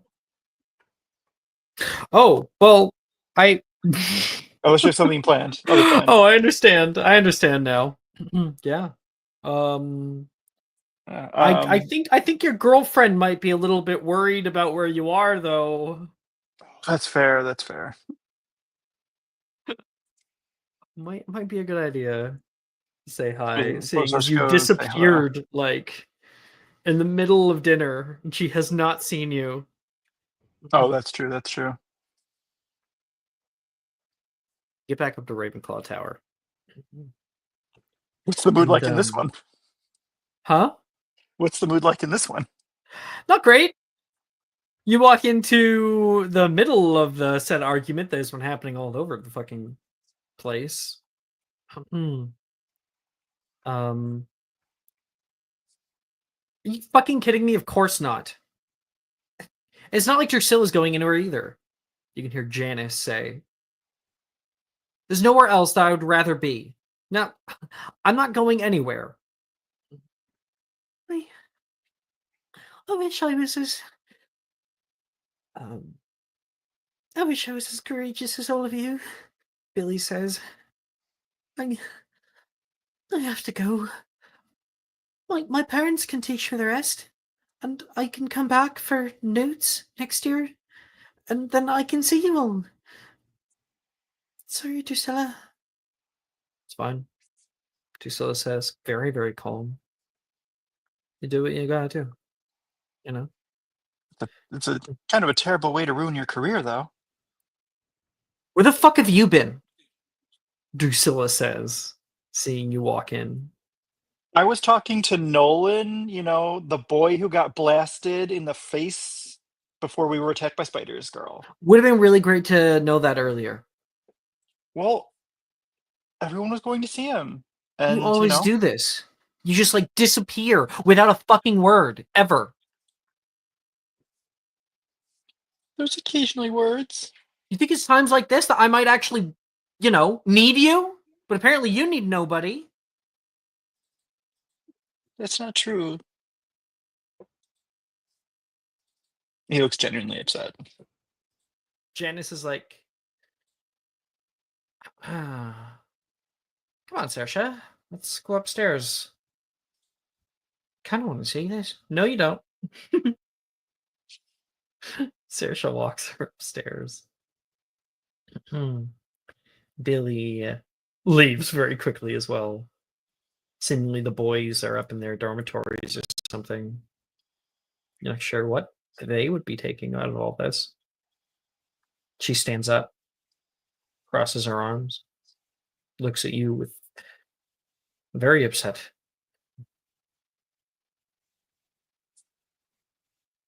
I like Nolan too. I could have come with you. Tell me the truth. Why didn't you invite me? So, a quick out of game pause. Do y'all mind if I do that thing that I always complain when Anne does it? Well. I think you. Well. Well.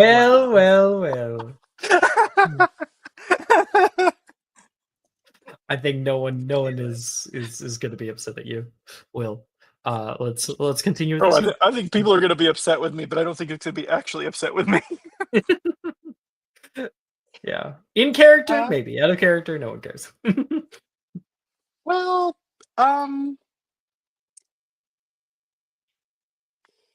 yeah, I'll level with you, Drusilla. You weren't there when the train got derailed. You left 15 minutes prior. And then everything happened.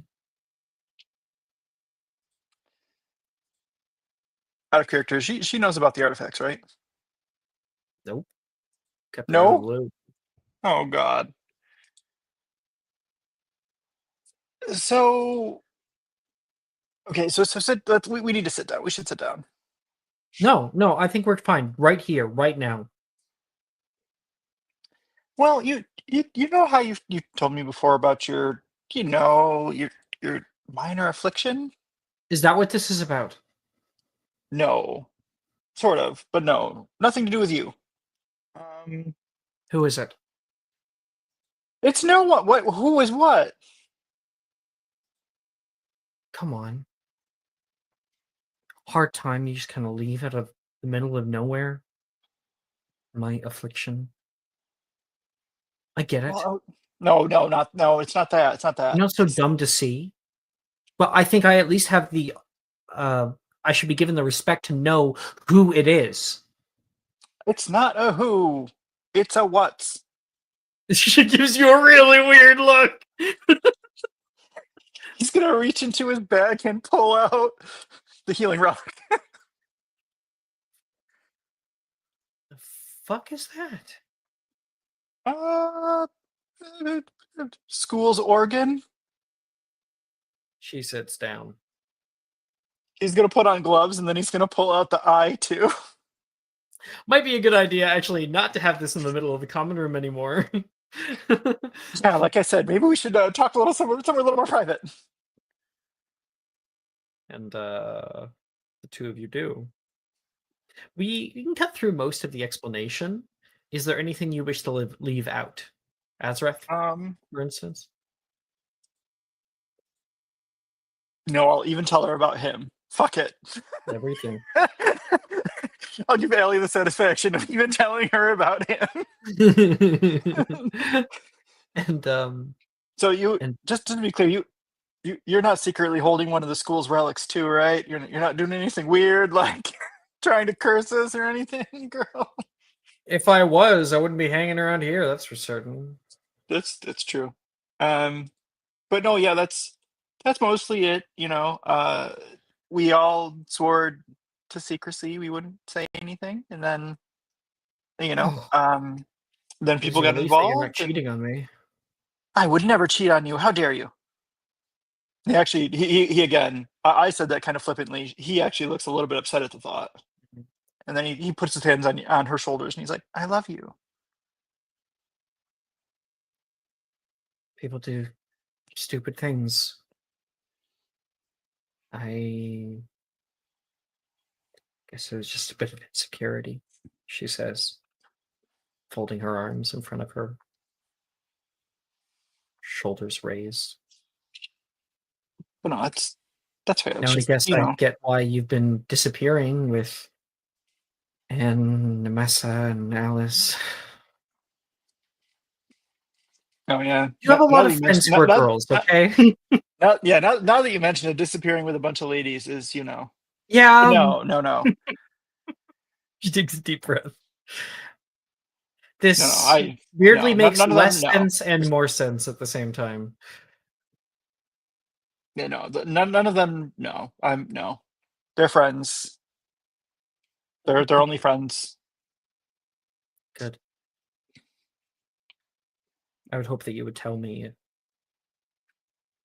if you felt different. Of course, but I'd never. I only have eyes for you. And making lots of money, but you come first.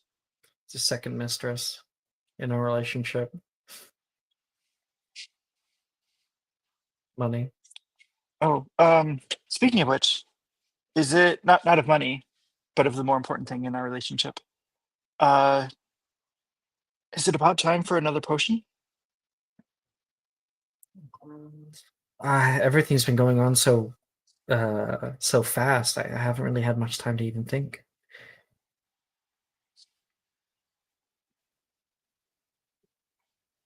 Well, you're still looking fabulous, but you're starting to look a little younger. You mean older? No, younger than the rest of us. What? Why would she want to look younger than the rest of you? No. Like I gave her an aging. She was like an 11-year-old, right? And I gave her an aging potion that made her look older. Well, that made her older physically. Mm-hmm. But but now we're 17 and she's at most 15. I understand what you're saying now. Yeah, yeah. Yep. It's getting better. It's more than I could have hoped for. Well, if you ever feel like you need another dose, just let me know. We can. Wait. Who's the friend you were talking about? If What? you're not cheating on me, then the what? Not the who, but the what? Yeah. And he reaches back into the bag and pulls out the healing relic. Oh, okay. Sorry. I'll retcon my little question. I thought maybe that's it would fine. be a good segue for Blightfang. Oh, But right. Yes. No. Once we finish that conversation, then I will note. But no, yeah. you should have told As me. of, I could have been there. I could have helped. yeah, but think about it. You were there. If I told you, you would have been there, and then Nemessa could have gotten Nate involved, and Edgar could have gotten one of his several boyfriends involved. She'll laugh at that. And Alice could have gotten her situationship involved. I have no idea who any of you are dating except for Nemessa and Will's like, I'm probably so lies. confused Just like, I by don't these even webs remember. of relationships we've been creating. Yeah, I Will don't- I they? don't mean- Won't they? I don't know. Yeah, I don't mean to insult anyone, by the way. I'm just like, this is his impression. This is Will's and ignorance. Yeah, Edgar's partying and Alice is, complicated. But no, I will say, yeah. So like, you think about it, we couldn't have a party of like 15 people running around trying to get things done. I guess not. And then, and that prevents more danger for everyone. And then maybe the secret gets out. So it's Why do I unfortunately, have you're to be kind so of like, logical? It'd be so Well, much more you fun know. just to thrash you. Yeah. I get it. Would you like some giggle juice? He pulls out elixir for Are you trying to give me an excuse to thrash you? No, it's a joke. So that's it. That's everything. No more surprises. I think that's everything. Okay, good. Is it actually everything, or if I didn't mean to You're- forget something? You're staying, right? Well, of course. I mean, how else am I going to keep Blightfang fed? You're probably going to be the only Ravenclaw boy left. Really? Reese isn't staying? I was talking to him earlier. He doesn't want to leave, but he thinks his parents are probably going to pull him, and his brother. And Brett is. Aren't they at the age of majority now? Unfortunately, or are some they people those still kind live of with their wizards? parents. Oh, that's. I know. Should have just done what I did and got out of there at age 12, you know? Well, Mama and Papa Wiggenweld. They might have sent me an owl, but I wouldn't go. Like I said, it's why ruin your career? Homeschooling, reading some wizard who last opened a textbook 30 years ago can teach us better than all the professors at Hogwarts who've been doing this for literal decades. Damn straight. Did So you you say wanna- Blightfang? Yes. I might have forgot to mention one thing.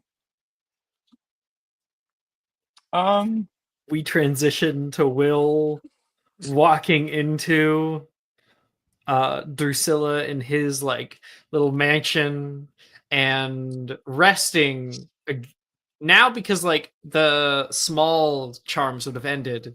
A ginormous acromantula with a horned thorax and a large scar mark down one side, like a burn mark, grays out part of the chitin. Holy Dru- shit! Drusilla, Blight Fang. While you're asleep for the rest of your life, so who cares? How did you um how did you accomplish this?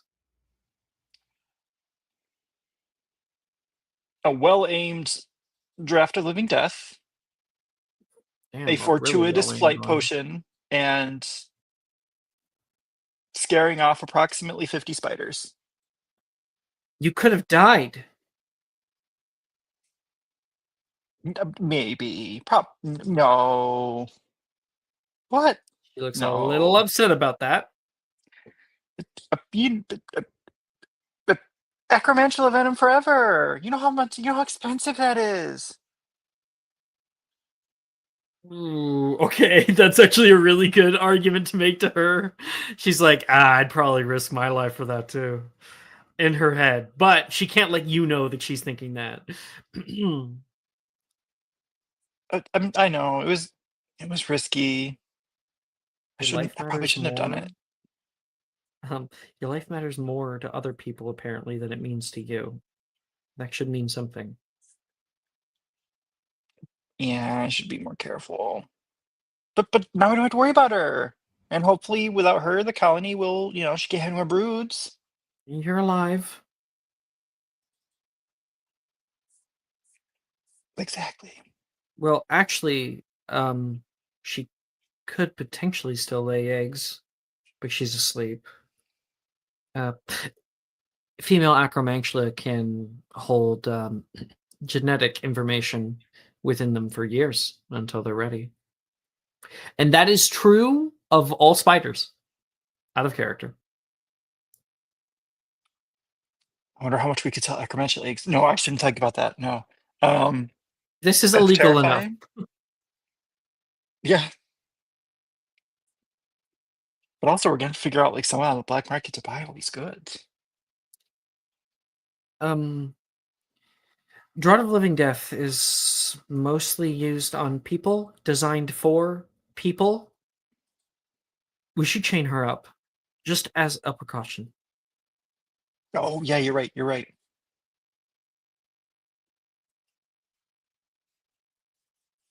What quality was it? The draught. I mean, it's the one I brewed in Slughorn's class. What quality?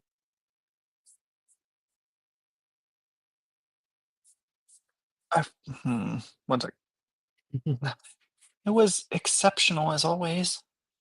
We should definitely get her locked up. Yeah.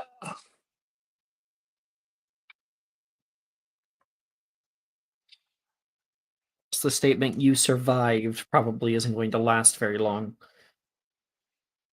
That's fair. That's fair. Well, there's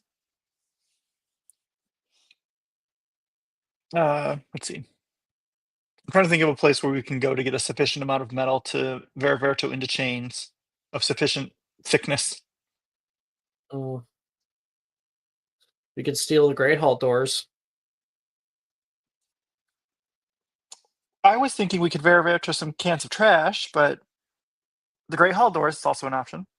We need something strong, like, I don't know, lead. True. Well, you've been making a fair bit of money. I'm sure you could afford to order some. Do you think we have time to order? People will be clamoring for the know. business. Most Oh, of the that's businesses true. are going to be interrupted down here anyway. That's true. And I guess in the meantime, there's a bunch of chains in the dungeons. Irondale, they'll have some good ore. And they're not too far. Yeah, I mean, enough to we could be definitely hold her with enough. I'll talk to Morgan. Wilfred's friends with him. He might have Morgan. connections out there. Oh, I thought you were going to It say was a Morgan's got goblin mine, chains. after all. No, just to try to see if we can get in contact with somebody. In the Yeah. meantime, I wouldn't bother with dungeon chains. Should probably just break out of them. Unless you know enchanting. Mm. No, potions. Yes, enchanting, no. I mean, we could always Verto some material into thicker chains. Thicker, but stronger is another thing entirely. I suppose that's fair. Verto can only make something of similar size and weight. About those great hall doors. It was a joke. Oh, yeah. Yeah, I would never do that. I was just joking too. And we'll fade from that scene. Alice, Hi. you get back to the dorm a little bit later. Everything is quiet. No one is out and about. The fire has almost entirely died.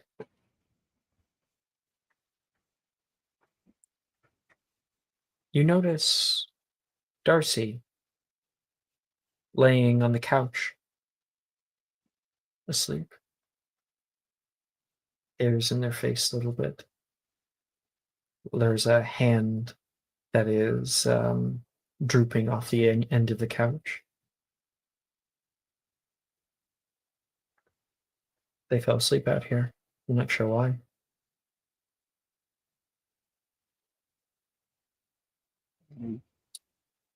Is there something you want to talk about then? He's asleep. Oh, he's asleep. I thought you said he couldn't sleep. No, he fell asleep out here. Okay, then I will go over and probably sit down next to him. Probably find if he has a blanket or something.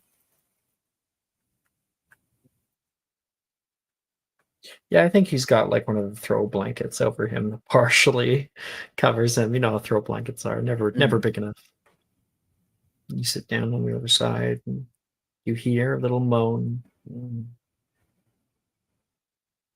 The eyes just barely open a tiny slit. Thank God. You hear him say,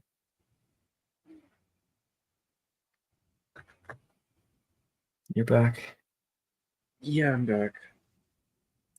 Stood up as long as I could. He sits up a bit. Sorry, I had to go for a walk to clear my head, I guess. Come here. Puts a hands out toward you. Yeah, I'll scoot myself over. You lay over onto his chest. He hastily has difficulty wrapping the blanket around, but eventually gets it. He places his lips toward your forehead, gives a little kiss there.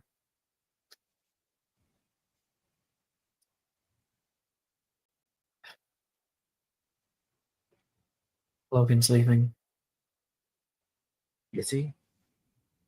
Sisters aren't happy about it. Yeah, I wouldn't be either, but like I said earlier, you can't make someone stay. Yep, I know that. Someone can tell Sam, though.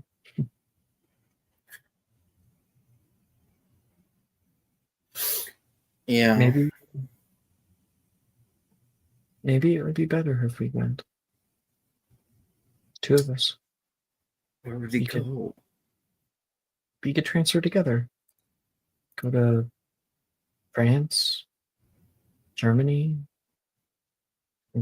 US, hell, Japan, I don't care.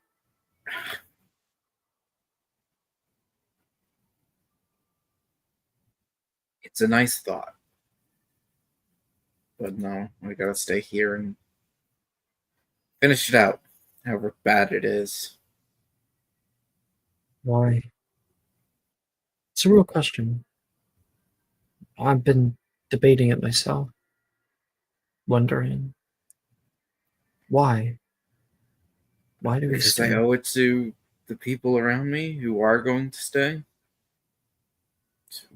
to my friends, to you if you stay, but if you don't, then I won't feel bad that you had to make a choice. So you wouldn't come with me if I did leave?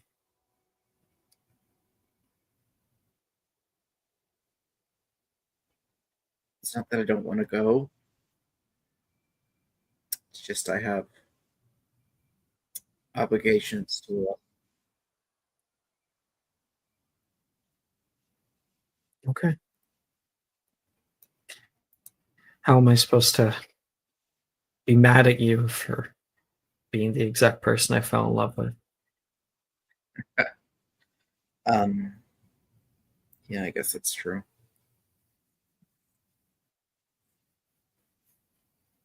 You always are there for the people you care about. Always ready to What I take do best. responsibility. It's what I do best. I'd rather Yeah, you be do. whatever someone needs me to be. No. I'm still undecided. Just don't know. Just don't feel like you have to stay because I'm putting myself in danger. Yeah. Takes a deep breath. Okay. I'll try not to factor that into my decision. I would be happy if you stayed, though. Well, if I am going, if I do, the last few week or two that we have together, me and you, Got till some idea. graduation, of course. I'm not actually going anywhere when it comes to the two of us. That's true. I mean, we would see each other afterwards. Plus, what would I do with my Quidditch World Cup tickets? This is the first Darcy has said this. Tickets. Where'd you get those? Over the break, Uh-huh. me and you, a few days out in New York, a hotel. That sound fun. That does sound fun. I had the option of upgrading. We could invite Anastasia. Yeah. That's the first time that Darcy has brought that up before. Are you sure you would be okay with that?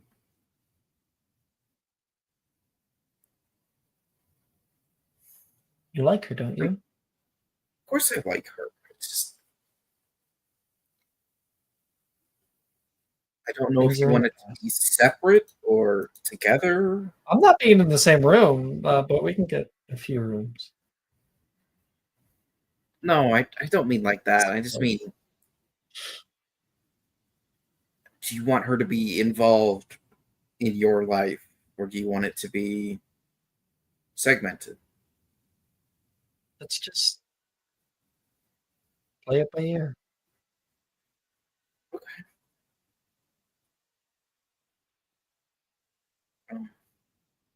I love you, Alex. Yeah, I would like that.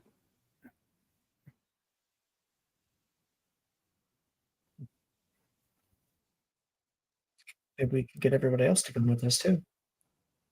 You and your friends. Wouldn't that be Yeah. nice? Getting out of here. It would be nice.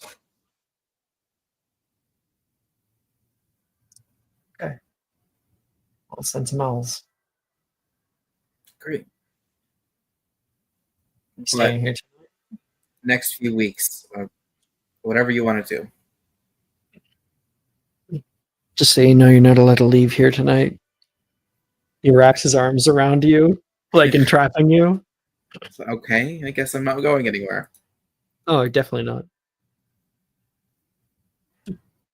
Whatever. I guess this is comfortable enough.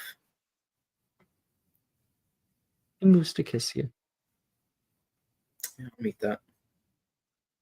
Two of you make out just a little bit. Um, And that's when you can hear the sound of water rushing from a faucet from the kitchenette God. as Nate is down here. Hi, Nate, Nate. don't stop on my account. He fills himself some water, takes a little bit too much time before leaving.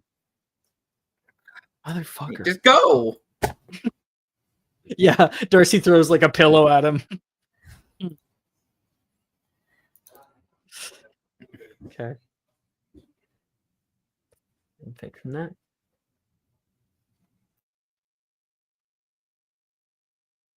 As the sun dips below the horizon at Hogwarts, breathtaking transformation takes place. Castle, an imposing structure of stone and magic, becomes awash in a golden glow. Its towers and turrets casting long, dramatic shadows across the grounds. The sky is a tapestry of fiery oranges and deep purples. The fading light of the day giving way to the mysteries of the night. And I'm realizing I can use one of the new videos from that Ambient Worlds guys. They came out with beautiful sunrise at Hogwarts. I'm sending that in music.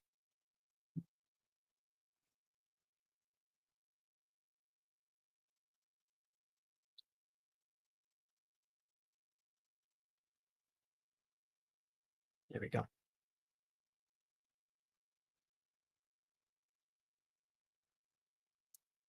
Where is it? Trying to find my fucking notes. Across the vast lake, the surface of the water sparkles with the last rays of sunlight, creating a path of shimmering light leading to the foot of the castle's cliffside. The next day, the next night, I guess. Night and day. We're moving through a few different days here. You all gather at the top of the astronomy tower for astronomy class. For tonight is a special night. The elusive Celis comet is making its appearance, Professor Sinistra says. It's a rare celestial event. It's captured every few years. Even some who are not normally attending the class have shown their faces. Others have used this class as an easy O, and their interests are a little elsewhere. As the last light of the sun vanishes, you see the first twinkling stars emerge. And there, in the twilight sky, the comet comes into view. It's a breathtaking sight, a streak of brilliance with a tail that glows with light. There's a few whispers and gasps around the air. There it is, students. Currently descending at 43 degrees across Cassiopeia. Remarkable, isn't it? Professor Sinister speaks. Her voice is a melodious hum that keeps the room calm and reverent. She's an elegant figure, dressed in flowing robes adorned with celestial patterns. There's no other night like tonight. It's possible there won't be another again for a long time. Celisvale's comet is not an ordinary celestial body, she continues, her wand tracing the path of the comet's arrival on the magical projection above. In antiquity, it was used as a symbol of dreams, known to our ancestors as a wish-granting star. And while our current understandings disregard this notion of its status as a star, it is still an enchanting sight to behold. Does it really grant wishes? Darcy says, putting his hand up in the air. An excellent question, Mr. Collins, Professor Sinister responds. Well, I wish it were so. The comet is drifting farther from our world with each passing year. Some say its magical properties are fading, while others believe the magic was never real to begin with. Celestial bodies are disconnected from the arcanum of our planet, and thus are not subject to the same laws that bind us or our use of it. The power of the cosmos, while ever present, is largely a mystery to us all. She moves gracefully around the room, voice weaving the tale of the comet's discovery, its connection to ancient wizarding folklore, and the scientific phenomena that explain its unique path and appearance. Take notes, everyone. The next time Selesville Comet graces our sky will be a decade from now. Its history, its magical essence, and its diminishing presence are a vital part of our heritage. The comet was named after the heathen event Celesvale, wherein, and students listen intently, scribbling notes and exchanging fascinated glances. As Professor Sinistra continues her captivating lecture on Celesville's comet, a small group of students in the back corner of the classroom find themselves disinterested in the subject. Their attention drifts to more immediate concerns. Logan leans towards Sally, his voice low. Haven't received a letter in ages, have you? Sally shakes her head, looking equally frustrated. Nothing. It's like everyone forgotten about us, she says, her whispering tone turning to worry. Macy overhears and chimes in. Didn't you hear? What?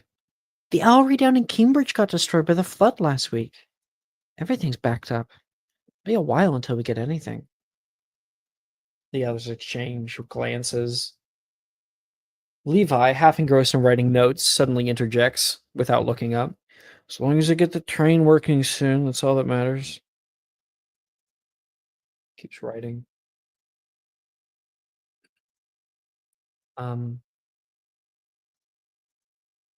Rin perks up from the lesson, turning around in her seat. What? Levi? You're leaving?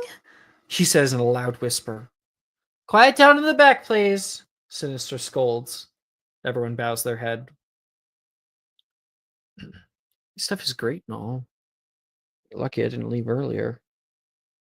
I think I might just be safer getting my GED and becoming an electrician or something. You can't just turn your back on the whole wizarding world, Levi. Plus, I need you. Rin, you're not the only one to tell me that. You know I love you, but do you honestly believe your dad's gonna let you stay after all this anyway? Rin looks impacted by the statement, as if she didn't consider it. She pulls away from Levi. Oh, shit, you hear her say. The room continues with a buzz and a blend of Professor Sinistra's words and a quiet, restless undercurrent. Students yearning for connection beyond the castle's walls.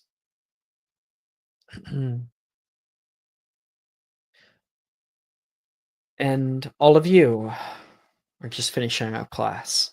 On the other side, we've got everybody else. I open the time for you for a while.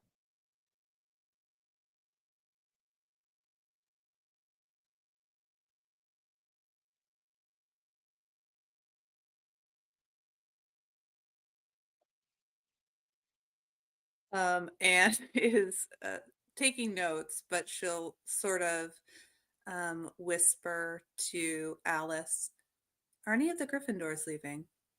I've heard there's a couple. Levi still seems on the fence, but I heard about Edgar thinks he Logan. can convince him. I heard about Logan. Hmm? I heard about Logan. Not his sisters. Sisters are mad at him for it. What about the Ravenclaws, Will? I told Drusilla everything. What? What? Just like he just can't keep the secret. Inspiration to Will. That was a really funny outburst. He turns toward Anne, and he's like, "Yeah." Hi.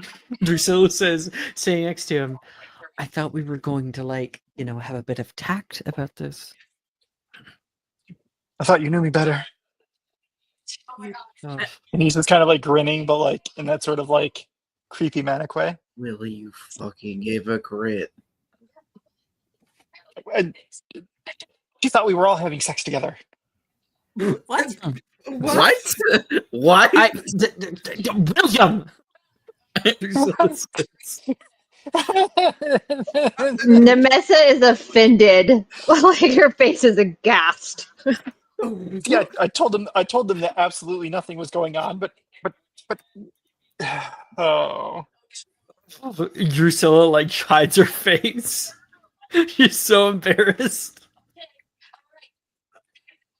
But because we kept going out on all those sudden missing late night adventures and everything. And Bill, that's enough. anyway,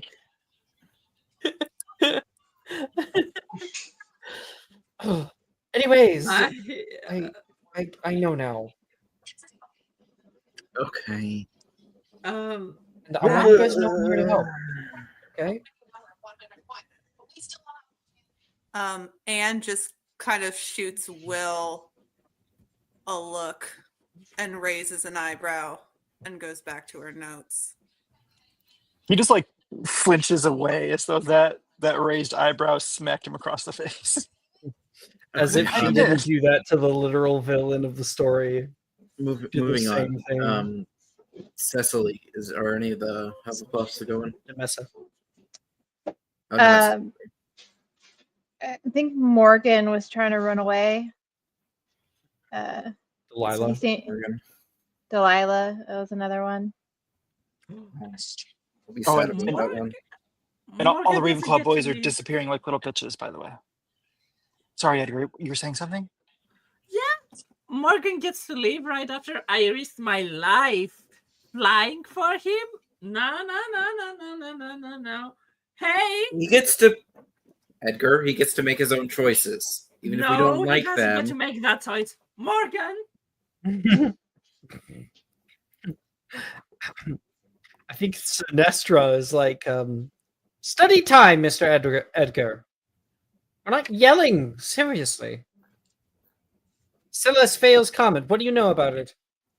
I know that it's a very rare comet that falls once every 10 years, and it's round and it has flames and it goes shoo. It doesn't make any sound. It's in space. It goes Back to your studies. You obviously need more of them. right. Apologies. I will kill Morgan. Morgan looks across the way like, what? He mouths the words. You don't get to leave after I flew for you. You know I'm scared of heights. You cared about my life. I'm caring about my life. Are we on the same team?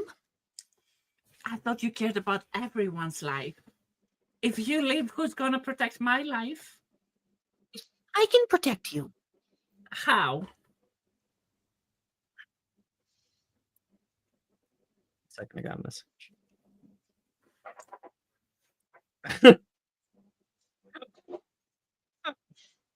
Sorry. I got a funny message. I'm going to share it with you guys. And Jess messages me and says, I got Chris with a dragging these nuts across your face joke, and no one heard it. No one was there Got to him. appreciate it. Got him. Sends me sad emoji. Anyway, back to it. I'm not sure you heard me properly. The response is kind of odd to me. So he said, like, how am I supposed to protect you? Do you really? Oh no, he said, do you really think I'm able to protect you? Oh, yeah, no, I didn't pick that up. He said, I can protect you. That's what I had. Okay, never mind. I'm offended. I think every little helps. Every pair of hands. You are not leaving. Levi is not leaving. We are all graduating together and fighting those stupid spiders together. Agreed. Rin says out of nowhere. What did he say? Sorry. Agreed. See, why can you not have some backbone, Morgan? Even Anne is fighting spiders. Anne! Did you know how fragile she is? You literally blow at her and she gets carried away by the wind. Silently pat Anne's shoulder. Oh my gosh. And goes, it's true, Morgan. This looks really bad for you. I'm gonna do what I gotta do. I suggest you guys do the same. Rin looks like he's gonna cry. I'm not one to abandon my friends, Morgan. Next time you are in debt and you're about to lose your whole savings, I'm not flying for you. Well, luckily you won't need it anyway. Stop gambling.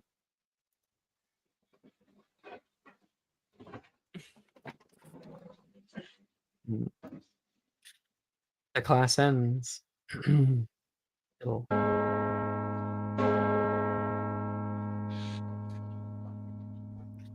This is, I guess, a few days have passed.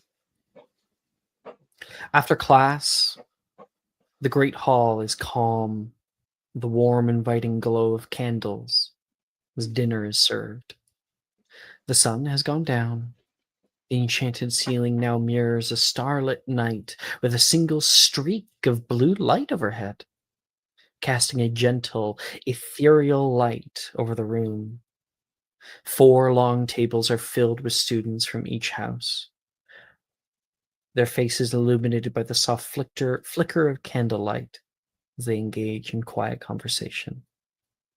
The delicious aroma of freshly prepared dishes, served by house elf, wafts through the air, mingling with the sound of clinking utensils and the tones of tired melancholy. Chiefest of all, Rin looks deflated, pushing around food on her plate. An unknown man strides around the side of the hall, delivers a handwritten letter to the headmistress's seat. A moment later, the clinking of a glass gathers the students' attention. Ting, ting, ting, ting, ting, ting, ting, ting. Everyone! McGonagall calls out, rising from her chair. I have just received news from the Hogsmeade Community Council. The express repair has been arduous as of late. Recovering attempts of train sections have taken some time. Rin perks up as she reads it. However, I am pleased to inform you that due to the assistance and selfless service of the Hogsmeade community, the express trains repairs should be completed by the night of the 5th. That's in 2 days, you hear someone quietly exclaim to a friend. The Great Hall is awash with voices speaking in unreadable tones. All students who are in need of travel accommodations will be cared for at this time. Adequate defenses and measures will be taken, but the possibility of secondary attacks are not zero on the road. The possibility of danger should not be understated. Choose wisely what you wish to do. McGonagall sits, and the Great Hall now hums with new fervent life, people discussing it all. Ha ha! Hear that, guys? We'll finally get to go home! Morgan turns to his classmates. Or get murdered. Yeah, exactly, Rin says. You can't go. You'll die, Rin says. We This is the safest place. remain together, Wolford stands. Hufflepuff House is about community. Like what Nemessa was saying last night. How are we supposed to call ourselves Hufflepuffs if we break up the moment things get tough? Don't you lecture me on house loyalty, Wilfred. You didn't even want to be in Hufflepuff to begin with. And I was wrong. Oh, wow. Someone break out a camera. Wilfred admitted he was wrong for once.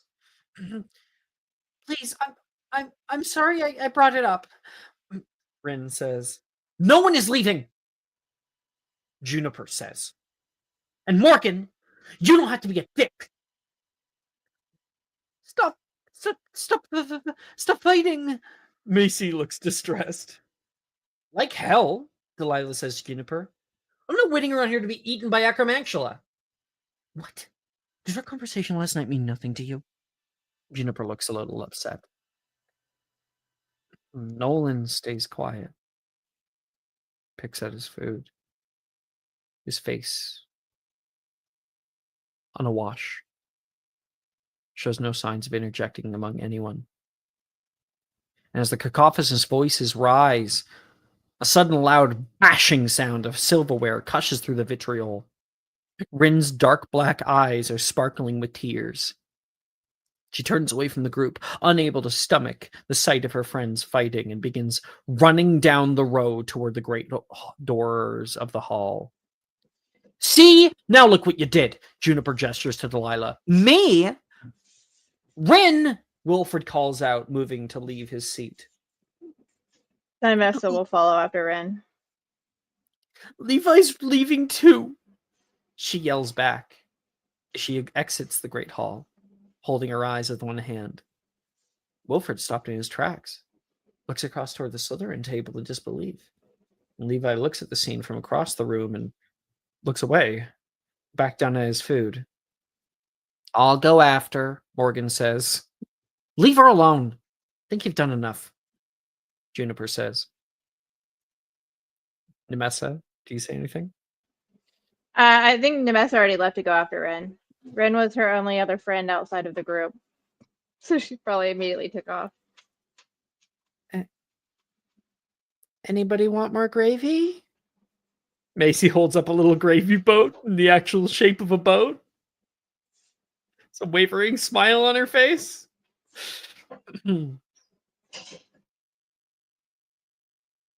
Okay.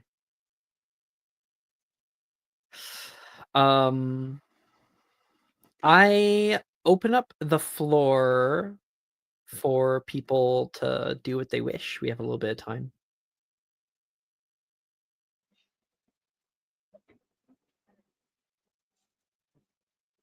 I mean, I obviously am going after Ren, so I don't know if I have to have that conversation. Oh, But I have a plan for you to have a scene on the way. Okay, but I also wanted to have a scene with Nate as well. That's perfect. That's what I was planning. Oh, perfect. Yeah. But otherwise, other people. You have the free day. The new muse is muse. The news is broken.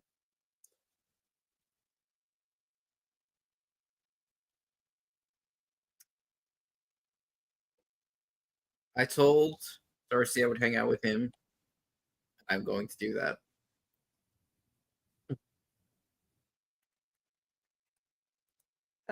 Anne will cut out of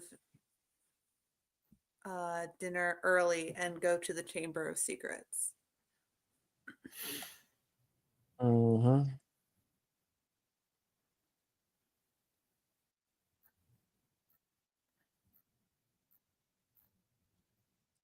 Will, Edgar?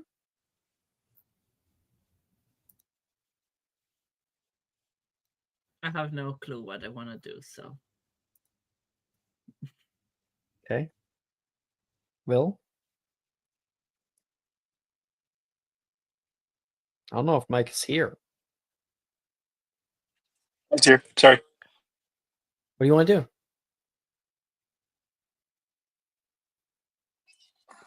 I mean, I'm just gonna shrug, go back to my food. Okay. Like he's taking in so Will's taking in the whole scene and it's kind of like, he's gonna actually look towards Drusilla and kind of like grimace a little bit.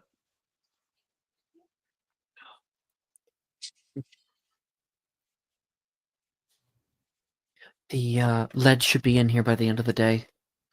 I just hope she doesn't wake up before then. Well, at least we locked her in a small room.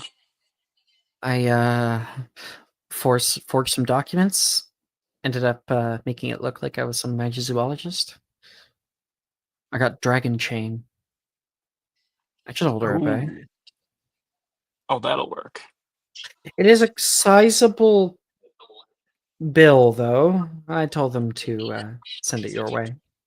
So, but unfortunately, the mail has been really slow lately. It wouldn't be out of the question if something got lost on the way. Well, yeah, and I wouldn't pay for something that was COD if I didn't get it delivered.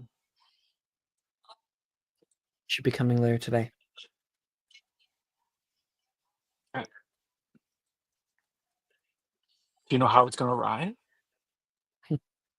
Imagine the owl's not going to come swooping in with a dragon chain. I imagine something like hippogriffs. Oh my. Well, yeah, we'll have to handle that tonight. I'll let some folks know. I'll have to get Billy to help me. It's going to look really suspicious if they deliver it to a student, so they should be delivering it to Hagrid. He's going to be a little confused as to why it's even there. Oh, that's true. That's true. I did take some money from you to pay for the down payment, though. The That's deposit. fair. Yeah. Given that I only have a little bit of money, that's fair enough. How much money do you have, Will? Something like 70 galleons now.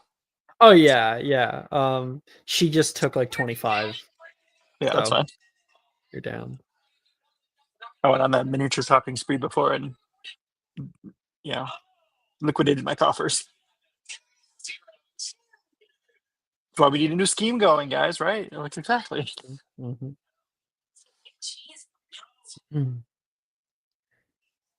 Alice. Hi. After dinner, Darcy says, hey, what are you doing? You have Good. plans tonight? Do I have what? Plans tonight. No. Perfect. Wear something comfy. Comfy. Okay. Meet me in the viewing hall in like hour and a half. Okay. Yeah, I can do that. He gives you a kiss on the cheek. Big smile on his face. And he walks over toward the faculty table and starts talking to somebody. Do I see who he's talking to? Yes, you do. You see he's talking to Professor Milne. Milne seems to be in good spirits with the conversation. And that's when you notice Anne walking past, alone, out of the Great Hall.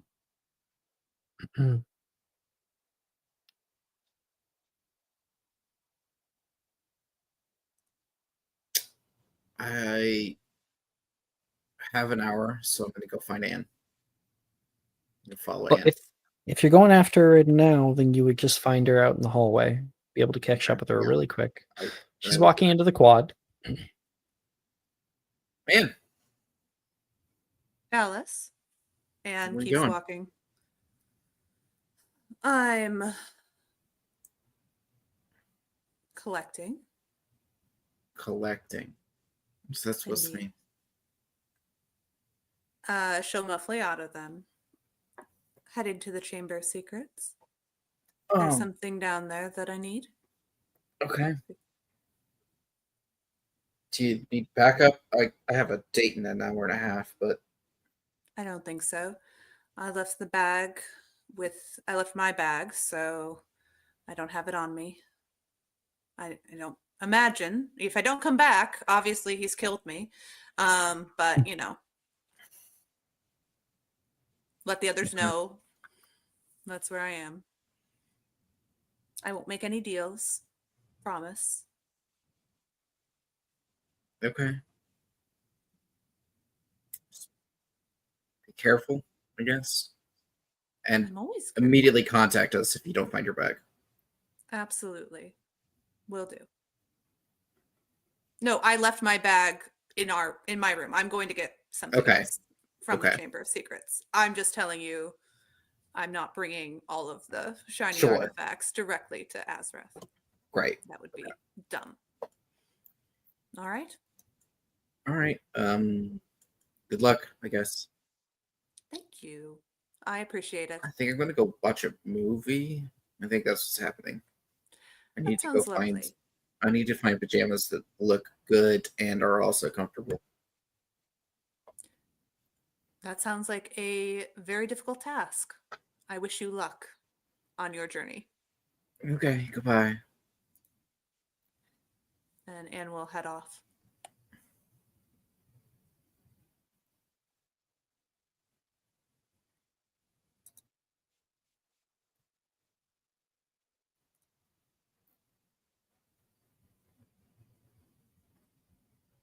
Thinking about how to structure this. Anne, you open up the Chamber of Secrets, descend down, and I was having an idea.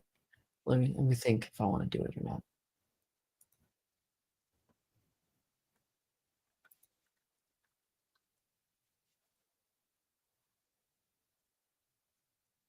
Yeah. When you walk into the Chamber of Secrets, something else has changed. The door to it is the same, but when you walk in, everything down here, every stone and brick has been overturned. It is downright cozy. More akin to the Room of Doom than to some old sewer system. There is carpets, there is wooden trellises, and there is Salazar's giant fucking head is gone. Instead, the wall is covered in runes now. As you walk closer, you can see Azrath currently at work, carving with a finger into the stone. He hovers up above. He's doing the rune work himself. Not what you've Did done with the anyone tell you place. about knocking? Oh, I would, but there's no knocker. So we'll just have to settle for this. Had a fun time out in the valley, I hear. So much chaos. Couple of near-death experiences, but we survived. Anne is like looking over the desks and things that he's kind of moved down here. Did For a very you? I wouldn't know. Oddly, I haven't been able to find any of you throughout the castle. Why do you think that is? He looks down toward you. Don't tell me you're losing your touch, Azrath. I thought you were all-knowing and all-powerful. Not in the slightest. But I am a living embodiment of the epithet. And you would still do wise to be respectful to me. Of course. Sacramental business. I think I can help. But we need to finish our work. And quickly. If there's going to be a war, I'll win it.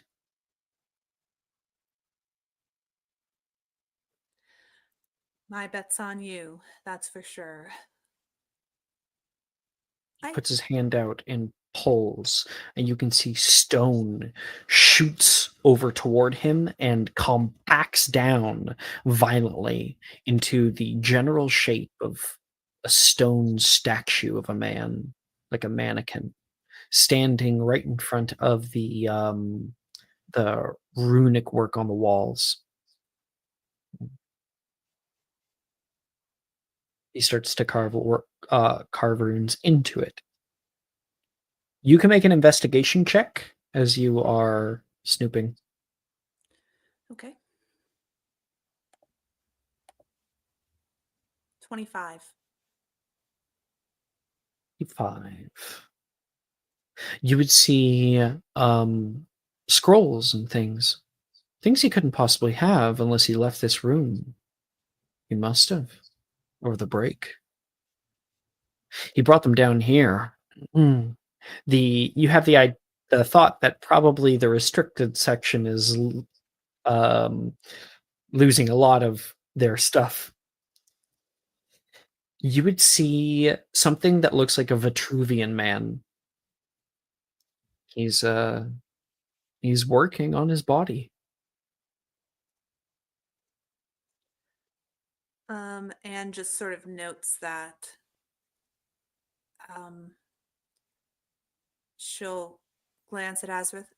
I don't suppose you know where that box that I gave you a year or so ago is. It's silver box.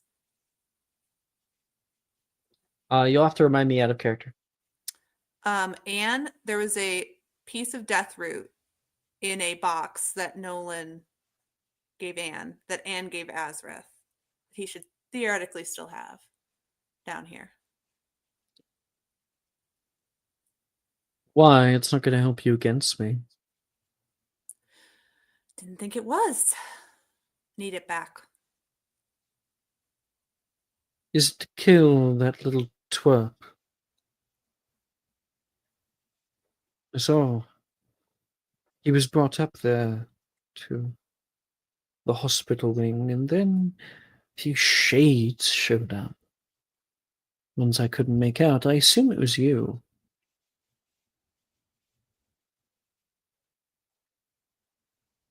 Is Nope. Mr. Anderson still with us? Currently, yes. Then I'll gladly give it to you. You can finish him off. He drifts down, finds from the side the metallic box lying on one of his cases. And when he opens it, he puts his finger out, and you can see leaping from the box, growing out and surrounding his knuckles, is a little twig of deathroot, a sprig of it. A simple touch should do. He goes to hand it to you, and then, oh, right. This will kill you. He puts it back in the box. And he'll hand you the box. Thank you. Always a pleasure. Sometimes I forget how fragile you are.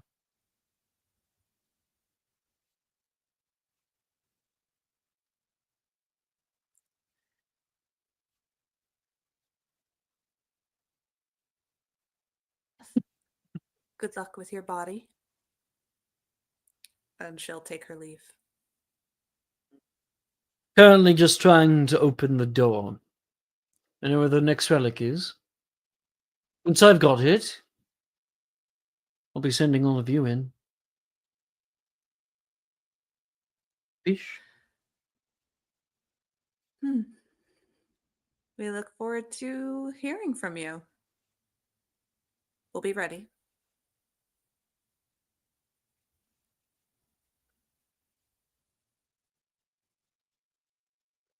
I want to see that relic if it's in his possession. After you kill him.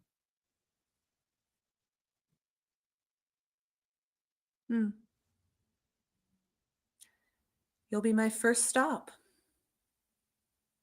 For sure. You leave.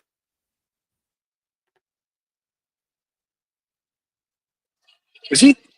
Side note: is he building his own homunculus type thing, Alex? He is ready to turn his incorporeal body corporeal. But I just want to make sure, because like, He's not well, building technically, homunculus. okay. The stone mannequin was a replacement. It's essentially like him preparing for it, because you would need to put you need to connect the runes onto the wall for where you put the relics and whatnot, but you'd also have to have that connect to runes on the body. Like, we've actually seen a runic body enhancement in world with like tattoos and things like that. Professor Dilmero has a whole arm with runic tattoos that help him to actually move his hands because of the death root, and he is doing something similar, so he's doing planning right now. Interesting. Gotcha. I want to make sure whether or not it was still worth making our own Azrath body, or if he was basically just doing it already for us. All he wants are the relics. Everything else he will work on.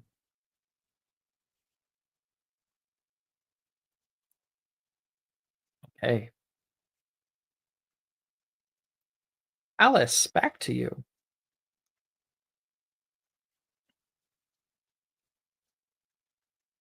Hi. You move into the Oxford building, up on the 3rd floor, just past the Hall of Heroes and all the trophies on displays. You open up one of the 2 doors leading into the long viewing hall. Large windows on the one side show the nighttime all around. And you notice there is a little like tent that's been put up and a big white sheet.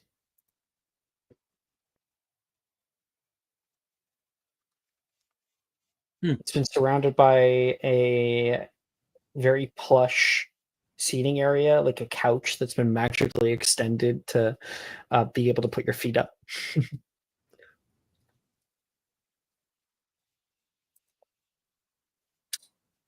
Wow. He's been busy. You made it. Yeah, I'm here. He comes into view when you turn around into the little tent. I thought a bit of levity would be needed. Something special for our last few days together. Yeah, this is nice. I had Macy make us caramel popcorn. I'm sure it's gonna be really good. Macy's really good at cooking. Or I guess She seemed kind of out of it. I don't know. So if there is anything bad about it, we'll just lie. No. Sure. She needs to win. There are a few burnt pieces in here, he says. You just have to eat around them. It's fine. Sugar burns pretty easy. Come, sit. Okay. I'll sit down. Look what I got. He goes into his bag beside him and pulls out a circular wheel made of metal. It's a wheel. Make a Muggle Studies check. Okay.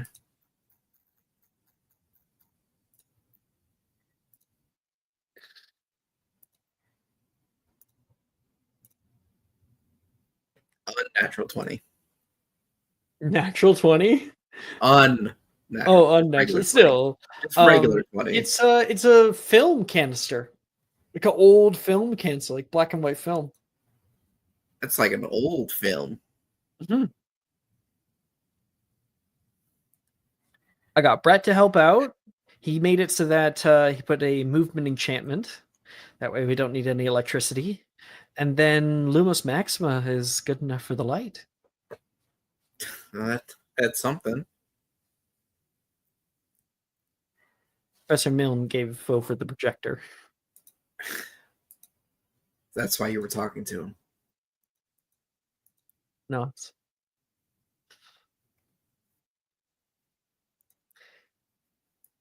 Isn't it nice?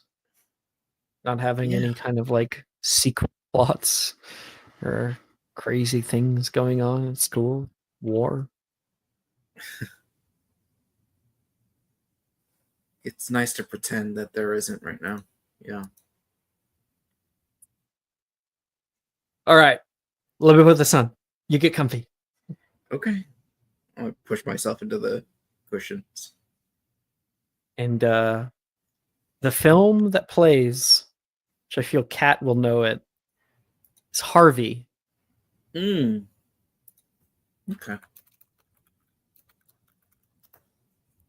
Harvey's a great film if no one's seen it. Great black and white film. It is one where there's this rich guy that goes a little nuts, and he keeps saying that he's got like this best friend named Harvey that is a 7-foot tall bunny in a suit, and everybody thinks he's gone crazy, but at the end of the film, it is revealed that like Harvey is real in some weird way. He's a puka, which are like spirits, and it's a great commentary on the difference between like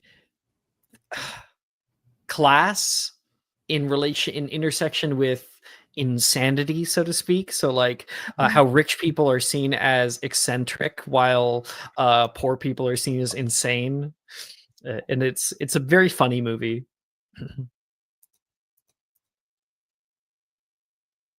And they the two of you watch that movie together. Yeah.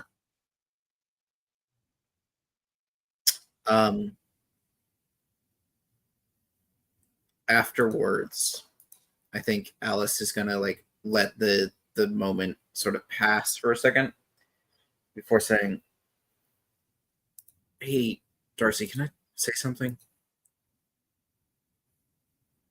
Yeah. You can tell me anything. So I normally don't 100% talk about my feelings all the time. Oh, what? Really? I know. Right? I'm so surprised. Okay.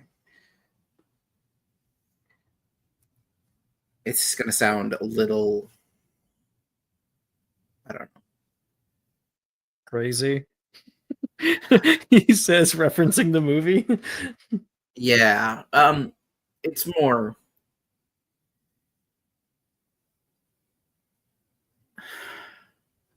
How do I explain this to you?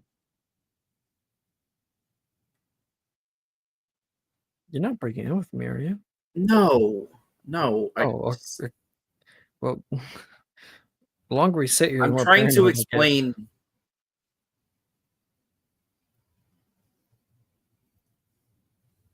I feel part of the obligations that I feel to people are that I need to be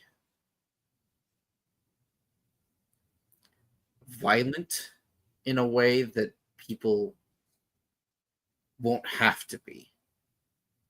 And I'm trying to, I don't want you to stop me, or I just, You think I'm I not going want to you get to it? know. My grandfather and my great grandfather, they fought in the war. I get what it's like to want to uphold the peace of others. Yeah. I guess the other thing is that I kind of like it. I don't want to like it. I just, I don't understand. when there's a crisis and there's violence, it's easy. And that's something I know. You ever talk to somebody about this? No. Who am I asking? Okay. You're the first person I'm talking to about this. It's just, I'm stronger because of it.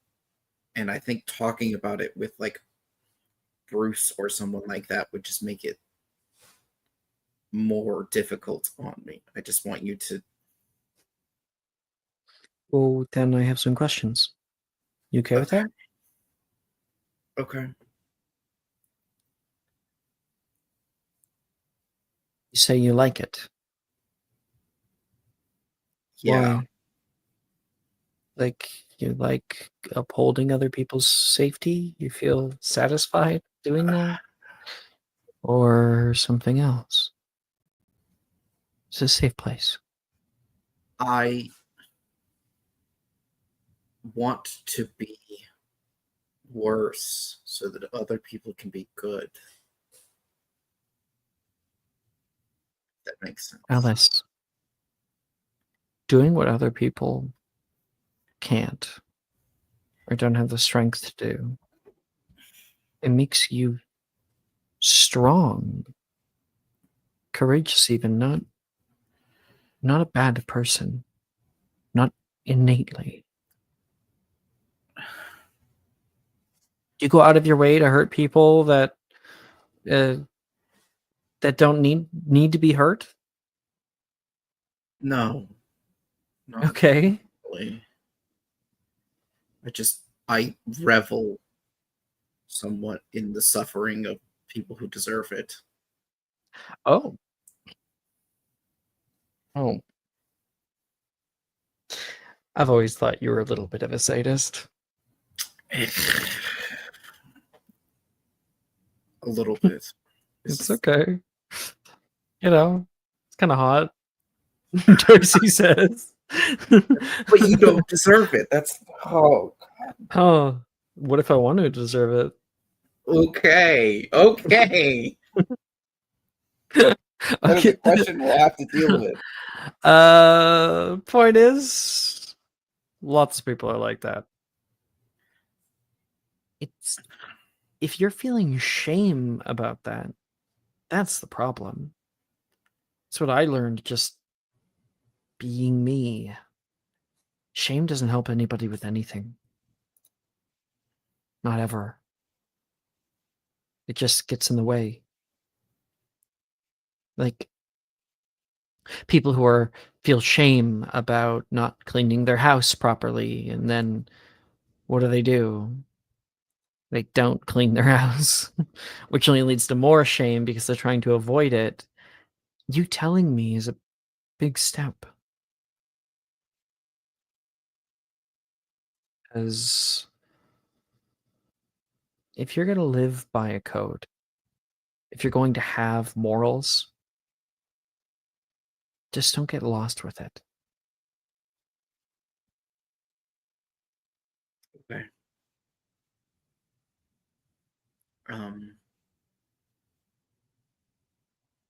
And maybe an outlet or two outside of all of that would also be okay. Okay. Yeah, maybe. Maybe to what? To all of it, I guess. I'll contain my joy. Okay. There's been incredibly too much bad things here. And I Say that again. get the want to not be here so that we don't have to deal with it anymore. So you're going to come with me? No, America. I'll Yeah. go after we graduate. I'll leave this country and I won't come back. Well, shit. I guess I'm not coming back either then.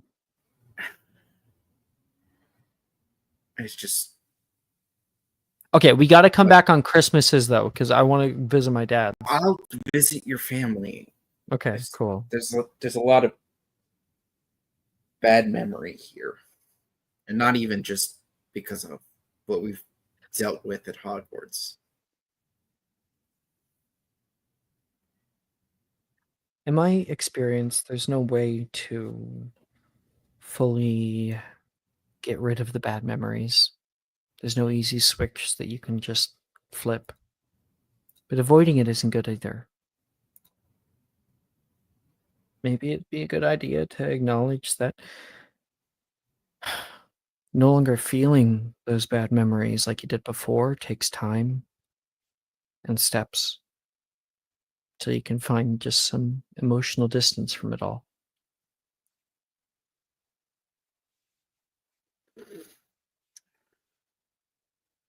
Yeah. Now, I'm not sure about the efficacy of it, but replacing bad memories with some good memories might, just be a little nice. We could experiment Yes. with it. Okay. Yeah. Okay.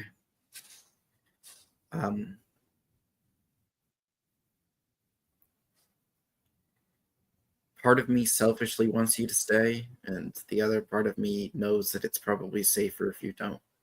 Oh, I'm not going. I was holding out hope that you'd go with me, but if that's not going to happen, Okay. I don't want to fucking be alone. Then, if you're gonna stay, I guess, since everyone's doing this, I should probably fill you in with some of the dangers. I think I know the dangers. Been here for You years. know about the evil spirit in the basement? Like, Peeves is No, weird, no. but I wouldn't call him evil. No. There's another one that we stumbled on. I want to say late third year. Oh shit, you're actually being serious. Yeah, no, I'm being serious. And you tell Darcy all about what's going on. Oh boy. One by one they fall.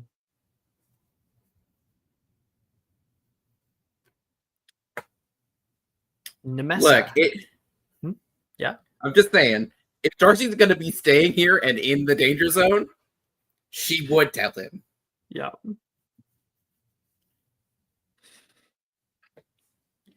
That was kind of cute. I've known you've been saying this for a little while. You're just like, maybe. Okay. Nemessa. Probably because we Yeah. duel all the time, and I'm like, Yep. hyped up afterwards. Oh, he's seen it. Sorry. Just noting new kinks about Darcy. Yeah. Wait, I feel like I have to send something.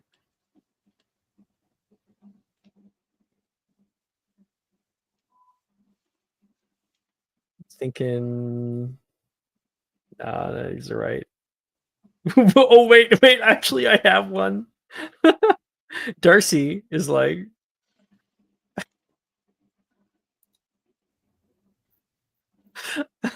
you can see in discussion.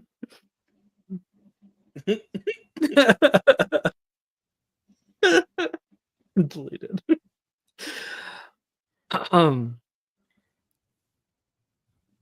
Don't Wait, ask what, I why missed I it. had that I missed locked it. and loaded. I did too. Oh no! Alex, relock and load it.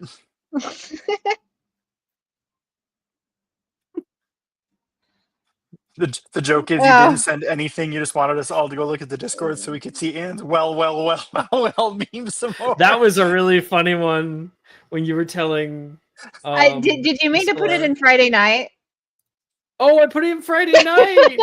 Oh no! Oh no! You're gonna That's see it why right no away. one saw it. Oh shit! I saw it. Shit.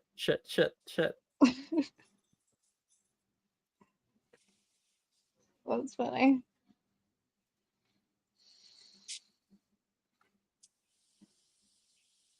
And Alice will apologize as soon as she sees you again. Don't worry. She's like, oh god, my Radical honesty. Everyone's adopting it. I love it. my boyfriend is in danger because he decided to stay with me because he knows. Listen and we don't judge. I actually have to go to the bathroom really quick. I'll be super quick though, so I'll be right back for Cecily's scene. But you're up next. But it My makes boyfriend- it better. Nessa can't tell Nate 'cause she doesn't even know what the fuck's going on half the time. So it's like, oh my God. She has nothing to tell him. At the end of this, Nate will be like, "What?" And you're like, "I don't even know." I Like, had no idea. Yeah. I just Plus, he- follow them. I don't know what's going on. The real question you'll be asking yourself is, would he have still stayed if you hadn't mentioned your kinks? That's kind of true. You know what? I think Darcy is pulling out in front as the most non-judgmental, healthy For real. energy. For real. That's true. Like, I fucked up a lot, and he's been like, got it. I understand. And you're like, I- fuck. Yeah. I feel like the rest of the team is the ones who all have very judgmental energy. Not that we don't each deserve it in our own time. No, And I mean, Allie's just secretly like, oh, wait till she here. Drusilla thought, even in terms of part, like all the, Darcy had the most normal reaction, I think, to being told. Mm, Oh, yeah. Drusilla thought we were all, you know, checking up. Which offends Nessa because she hasn't even had her first kiss. So let alone sleeping with somebody. She's just like, excuse me? Oh. She is innocent. Alice is Until not proven guilty. innocent. Alice is not clearly. innocent. We Yeah, she- learned a lot about I- Alice. I actually joined the 5th year campaign because I'm the final boss. you thought it was one Hufflepuff. It's actually this one. Oh my God, Nessie has been. She's the boss at the end, and you're all just like, what the fuck? Nessie decides to side with Azra because she doesn't quite get what's happening. And She's like, literally the Loch Ness monster. Oh, do I sign right here? Okay. And it's like her body, like she takes over her body or some shit. Hey, I think we should all I'm back. acknowledge. Oh, Okay. I think we should all acknowledge what, Allie? you'll never know. You'll never know. We should all acknowledge that you're back, Alex. She just had perfect timing. She's using that orb. We should all recognize Roman Reigns, our tribal chief. What's up? I have to grab one thing. Also, I looked out the window and it's snowing finally, and it's like, oh my god. Oh, it's starting. I love it. Winter. It has begun. Christmas. God, I can't wait for a little bit of a break. We jumped from 30 degrees to 75 this week. My whole body's confused.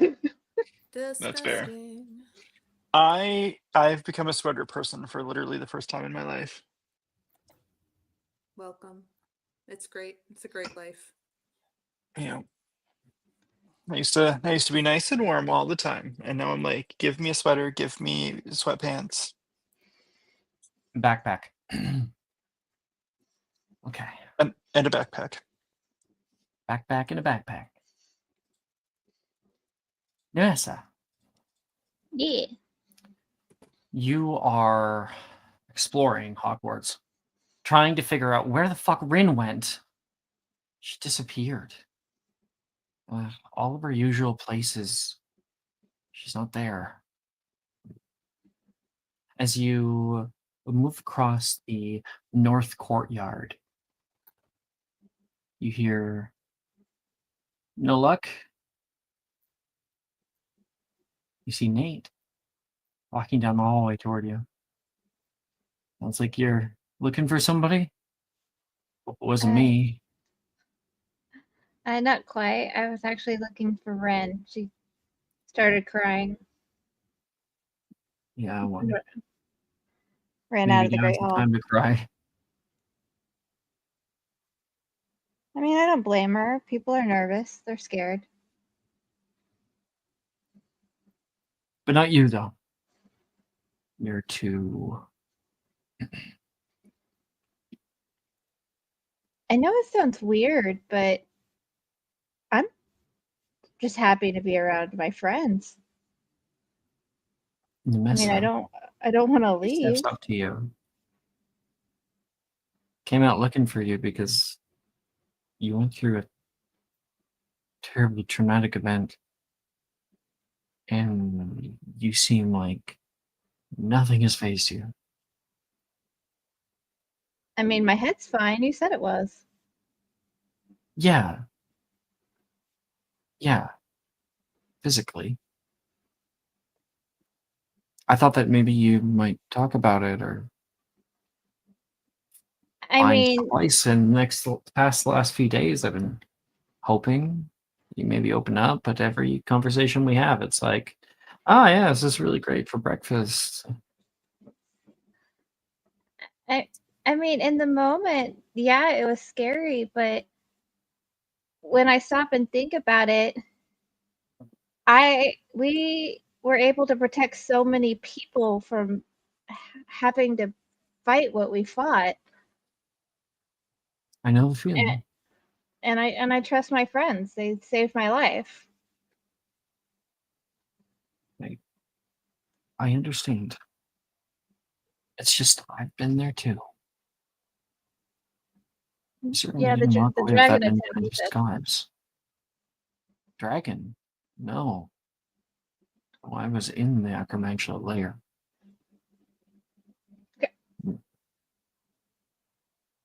Out of character real quick. I'm pretty sure he only told her about a dragon attack. Yeah, and now he's telling you something else. Okay. Okay, I was gonna say, I don't remember this. I'm sorry.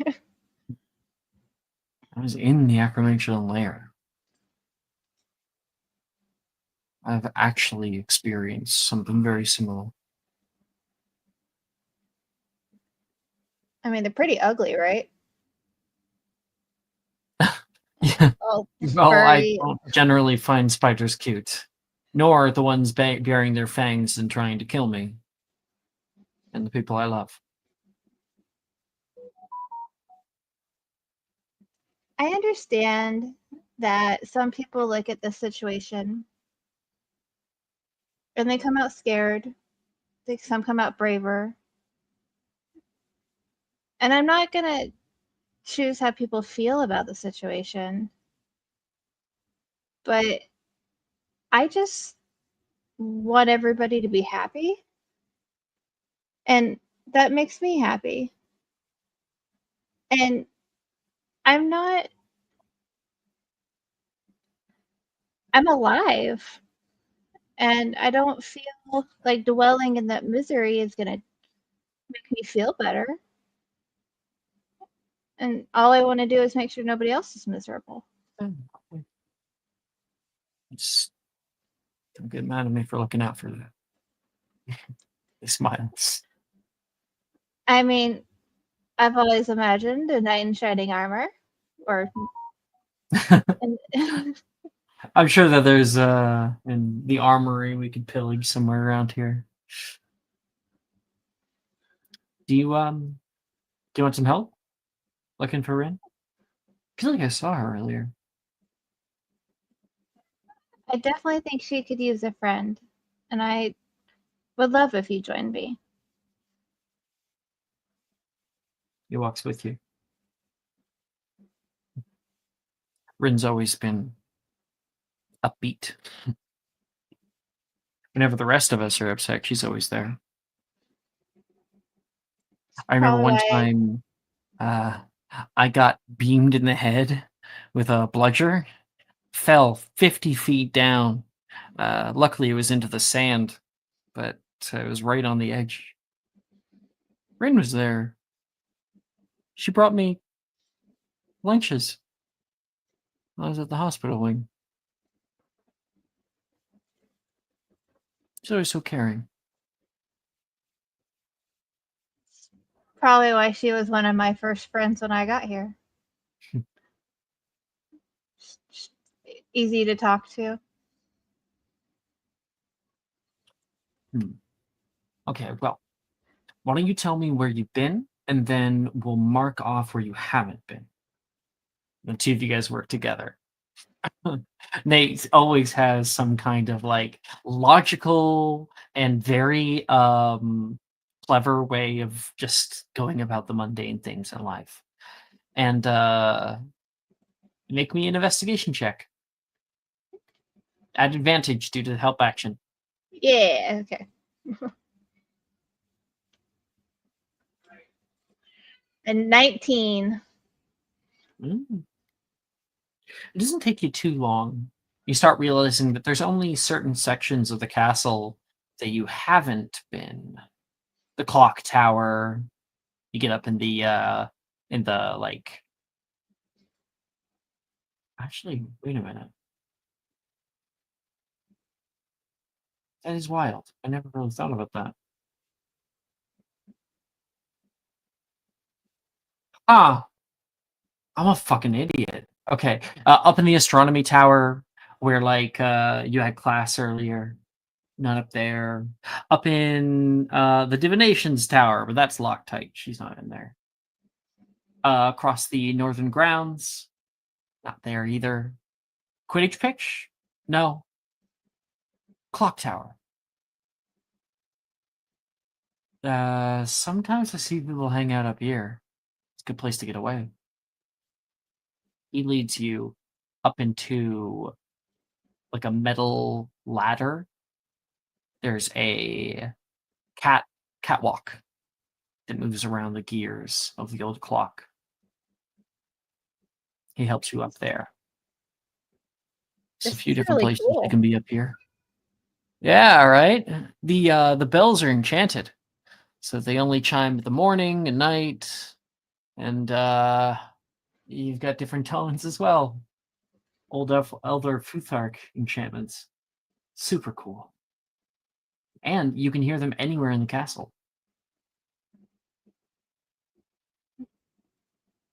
That's awesome. They say it's got something to do with the pipes. I don't know. He shrugs and starts looking around up here. Rin! Nate, I've been meaning to ask you. Huh? Are you going home like everybody else? Only if you are. Turns away. So you're gonna stay if I stay? That's what that seemed to imply, isn't it? He says from across the room.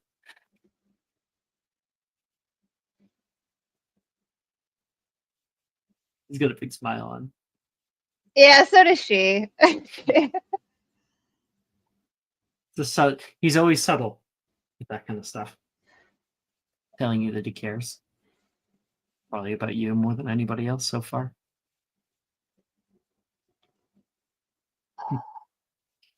It doesn't help that she doesn't know how to do anything either. It's so funny being you, but also having no experience. That's why she has like none. So she's just like also frozen because she's like, I don't know what to do either.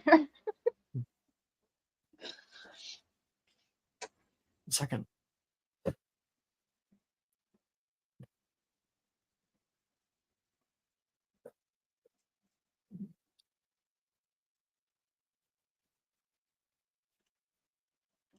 Okay. I want to make a charisma saving throw to see if she'll tell him directly that she likes him or not. Oh. I want to leave it up to chance here. And it's a charisma, so honestly, like it's a fail. It's a fail. You catch up to him.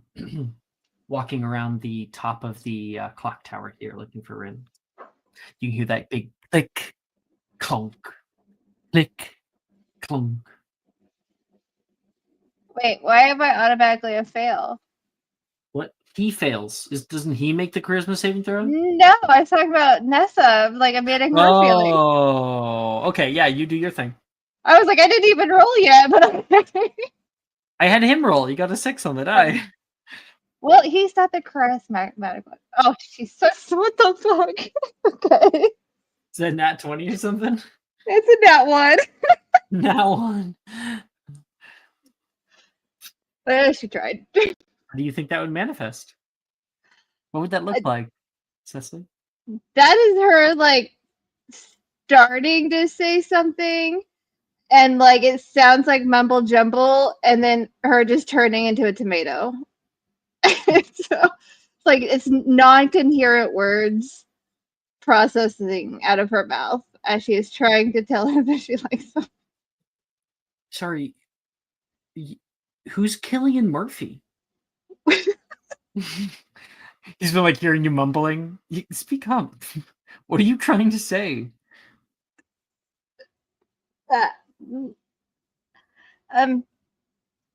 Red? Red! Sometimes I can't with her. Nate says. And Edgar, just throw it back to you if you want anything. My mind is blank, so. Okay.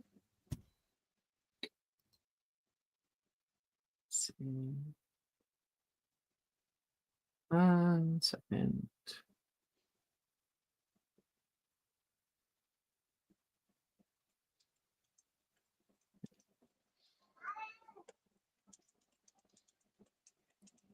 You stop by the main clock face.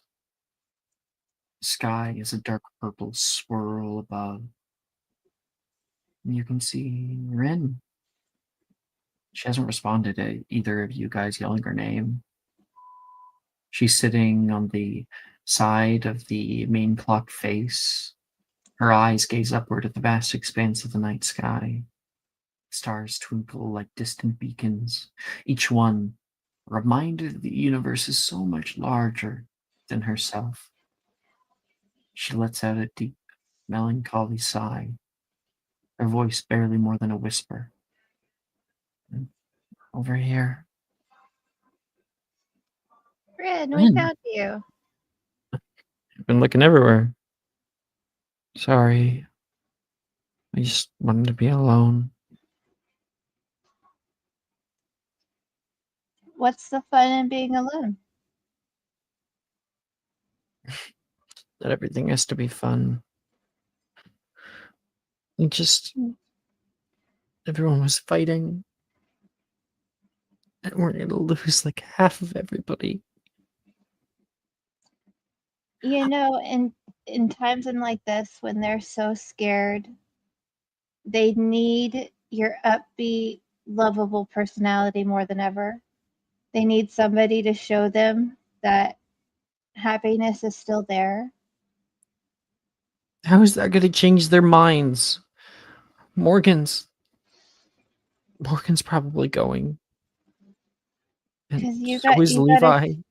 show them that happiness is stronger than their fear. That good times are still there, that they're still gonna happen. All they can see right now is the bad and the scary. And they need your overwhelming presence to reassure them that it's gonna be okay. It doesn't matter what I do, even if I change some of their minds, things are still going to change. And this place, it's not just a school to me. It's where she once walked, she says, looking up. And she learned who she was, where she found her place in the world. When I'm here, it's like I can still feel her. Well, then stay, fight, stand in her presence, in her shoes. I mean, I don't know who you're talking about. I'm sorry, but My grandma, Sopo. okay, Everyone well, else has said I'm leaving. I'll move on to something else. And my dad, he might even take me away from here too. It all just isn't right. stand your I don't ground. I don't want things to change. I don't know if I have the strength to, she says, looking toward you. You won't But be I do know I standing don't want to alone. lose this. This connection, this sense of belonging. These walls have embraced me like she did. They've made me feel like I'm a part of something bigger. And that's not just for me, but for you too. since you came here, I've wanted you to feel that same way I do. I Glad love you it came. here. I love spending time with you. I love the friends I've made. I love glances at Nate and then looks back at Ren. I love the people I'm around and the way they make me feel. I love the freedom that I've gotten since being here. And yes, there are moments where I'm overwhelmed and I'm scared, but I I'm not have the my only one. friends. I'm And scared. I'm scared and too. Scared of losing it all. The laughter, the late night talks, the feeling of being home. and you know what I realized is I'm not standing alone. I'm never alone. I always have somebody to stand with me, and I am standing with you. And I'm not going anywhere, and he's not going anywhere. And Damn sure, straight. sure as hell that most people are not going anywhere. Now, can we convince absolutely everybody? Probably not. But you know what? We damn well try, Ren. And the best way to do that is to not give up that hope. She Be puts her hands positive. out and wraps them around you, kind of pulling you down into her seated position with her. Nuts is gonna hug her, and she's, if people can't be happy, we'll be happy for them. We will spread the joy and try to make people remember the happy times here. Now, I don't have a lot with everybody, but you do. And Yeah, I will be right there to encourage them with you. I wish I could hold on to this moment, she says, looking at you, Nate. To all these people, to this place that means everything to me. I just wish those things would stay the same, not slip away. I don't want to lose my family. We'll fight for your family, Ren. You know what? Let's go up to Morgan and just slap him. I don't know. Just tell him to grow up a little, to be brave, and tell him that you're his family. Make him feel like he's trying to run to his family, but he's kind of forgetting that family he's leaving behind. The stars seem to shine a little brighter, as if response to the two of you. Yeah. Rin's eyes glisten with shed tears. Her gaze toward the sky grows wide. Caught between past and uncertain future, the two of you stand together. Nothing has to change. No, And the nothing has. stars call out to her too.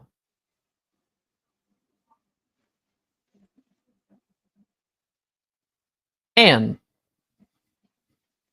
actually, no, Edgar's even better, I think. Yeah, because anybody. Edgar,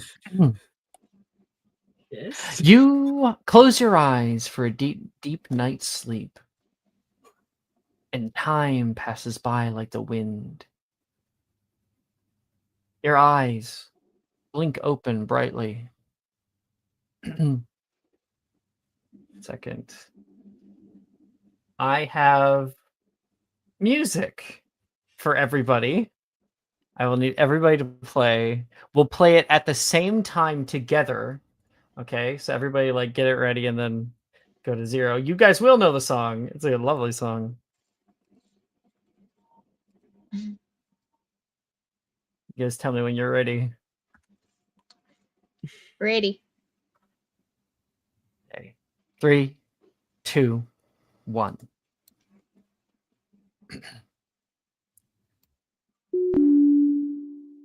Good morning, everyone. It's 6 a.m. The sun is shining. Have a wonderful and cheery day. A student's voice echoes over the Hogwarts morning intercom. and you sit straight up into your bed. The covers gracefully falling from your waist. Your hair looks immaculate as always, as do your other happy housemates. You instinctively slip your feet off the side of the mattress with a synchronized stretch and a joyful sigh. It is a wonderful, cheery day, you think to yourself, as you sink your toes into little fuzzy slippers. Don't forget to brush your teeth, Levi reminds you. Oh shit! I need one thing. Yeah, I think I got it. There it is. Don't forget to brush your teeth. We don't need a repeat of the spinach fiasco. Oh no! For a good and healthy black fighting montage with a strong gargle of antibacterial mouthwash, you look at your happy face in the mirror and feel invigorated to start your day. Good morning, Edgar! Gemma greets you down in the Slytherin common room. Good morning, Gemma. Hi, Gemma. Taylor says with her usual depressive demeanor. Good morning, Taylor, Gemma says back. Good morning, everyone, Levi says. Is it really? Oh, Taylor, you little rascal. The common room is as bright as normal, with the high windows showing the smiling faces of little cephalopods and crustaceans waving at you from the lake bed floor as you head past the floral decorations and slip into the hallway, nodding your head to the beat of the music with every step. Morning, Edgar! I see you're up early. Wilfred sidles up to you on his way to the Great Hall. Good morning, Wilfred. How are you on this fine day? As good as always, my guy. I would, however, give you a little warning. You better get to the Great Hall quick. I hear the Yorkshire pudding is explosively good this morning. Wilfred gives you a wink and leads up the steps 3 at a time. You feel compelled to run after him, your mind racing with all the possible recipes that could be served today. And when you stop at the wide open doors, the Great Hall is alive with wondrous light and color. Everyone eating happily and sharing food. They all turn in unison toward you and say, in unison, come on, everybody. Good morning, Edgar. Come on, everybody. Good morning, Edgar. Good morning, Edgar. Good morning, Edgar. Morning. You suffuse yourself into the crowd among friend and friend alike, and you see your fellow classmates, Anne and Nemessa, who greet you immediately as they so choose. Good What a morning, cheerful everyone. morning. What an amazing day to be alive. Every day is an amazing day to be alive, Edgar. That It is is. true, my good friend Anne. It is when we're together, Nolan says, sitting down next to Anne. Rightio. Righty, my good friend Nolan.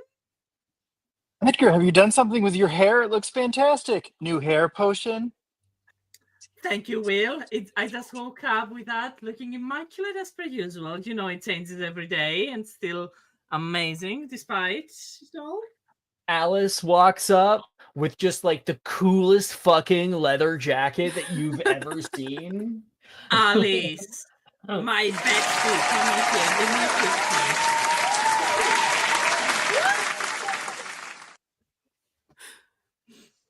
Hey. Get to end tonight's episode of Magic and Mysterium. Thank you, everybody, for playing. We will see you next episode for session 50. See you guys then.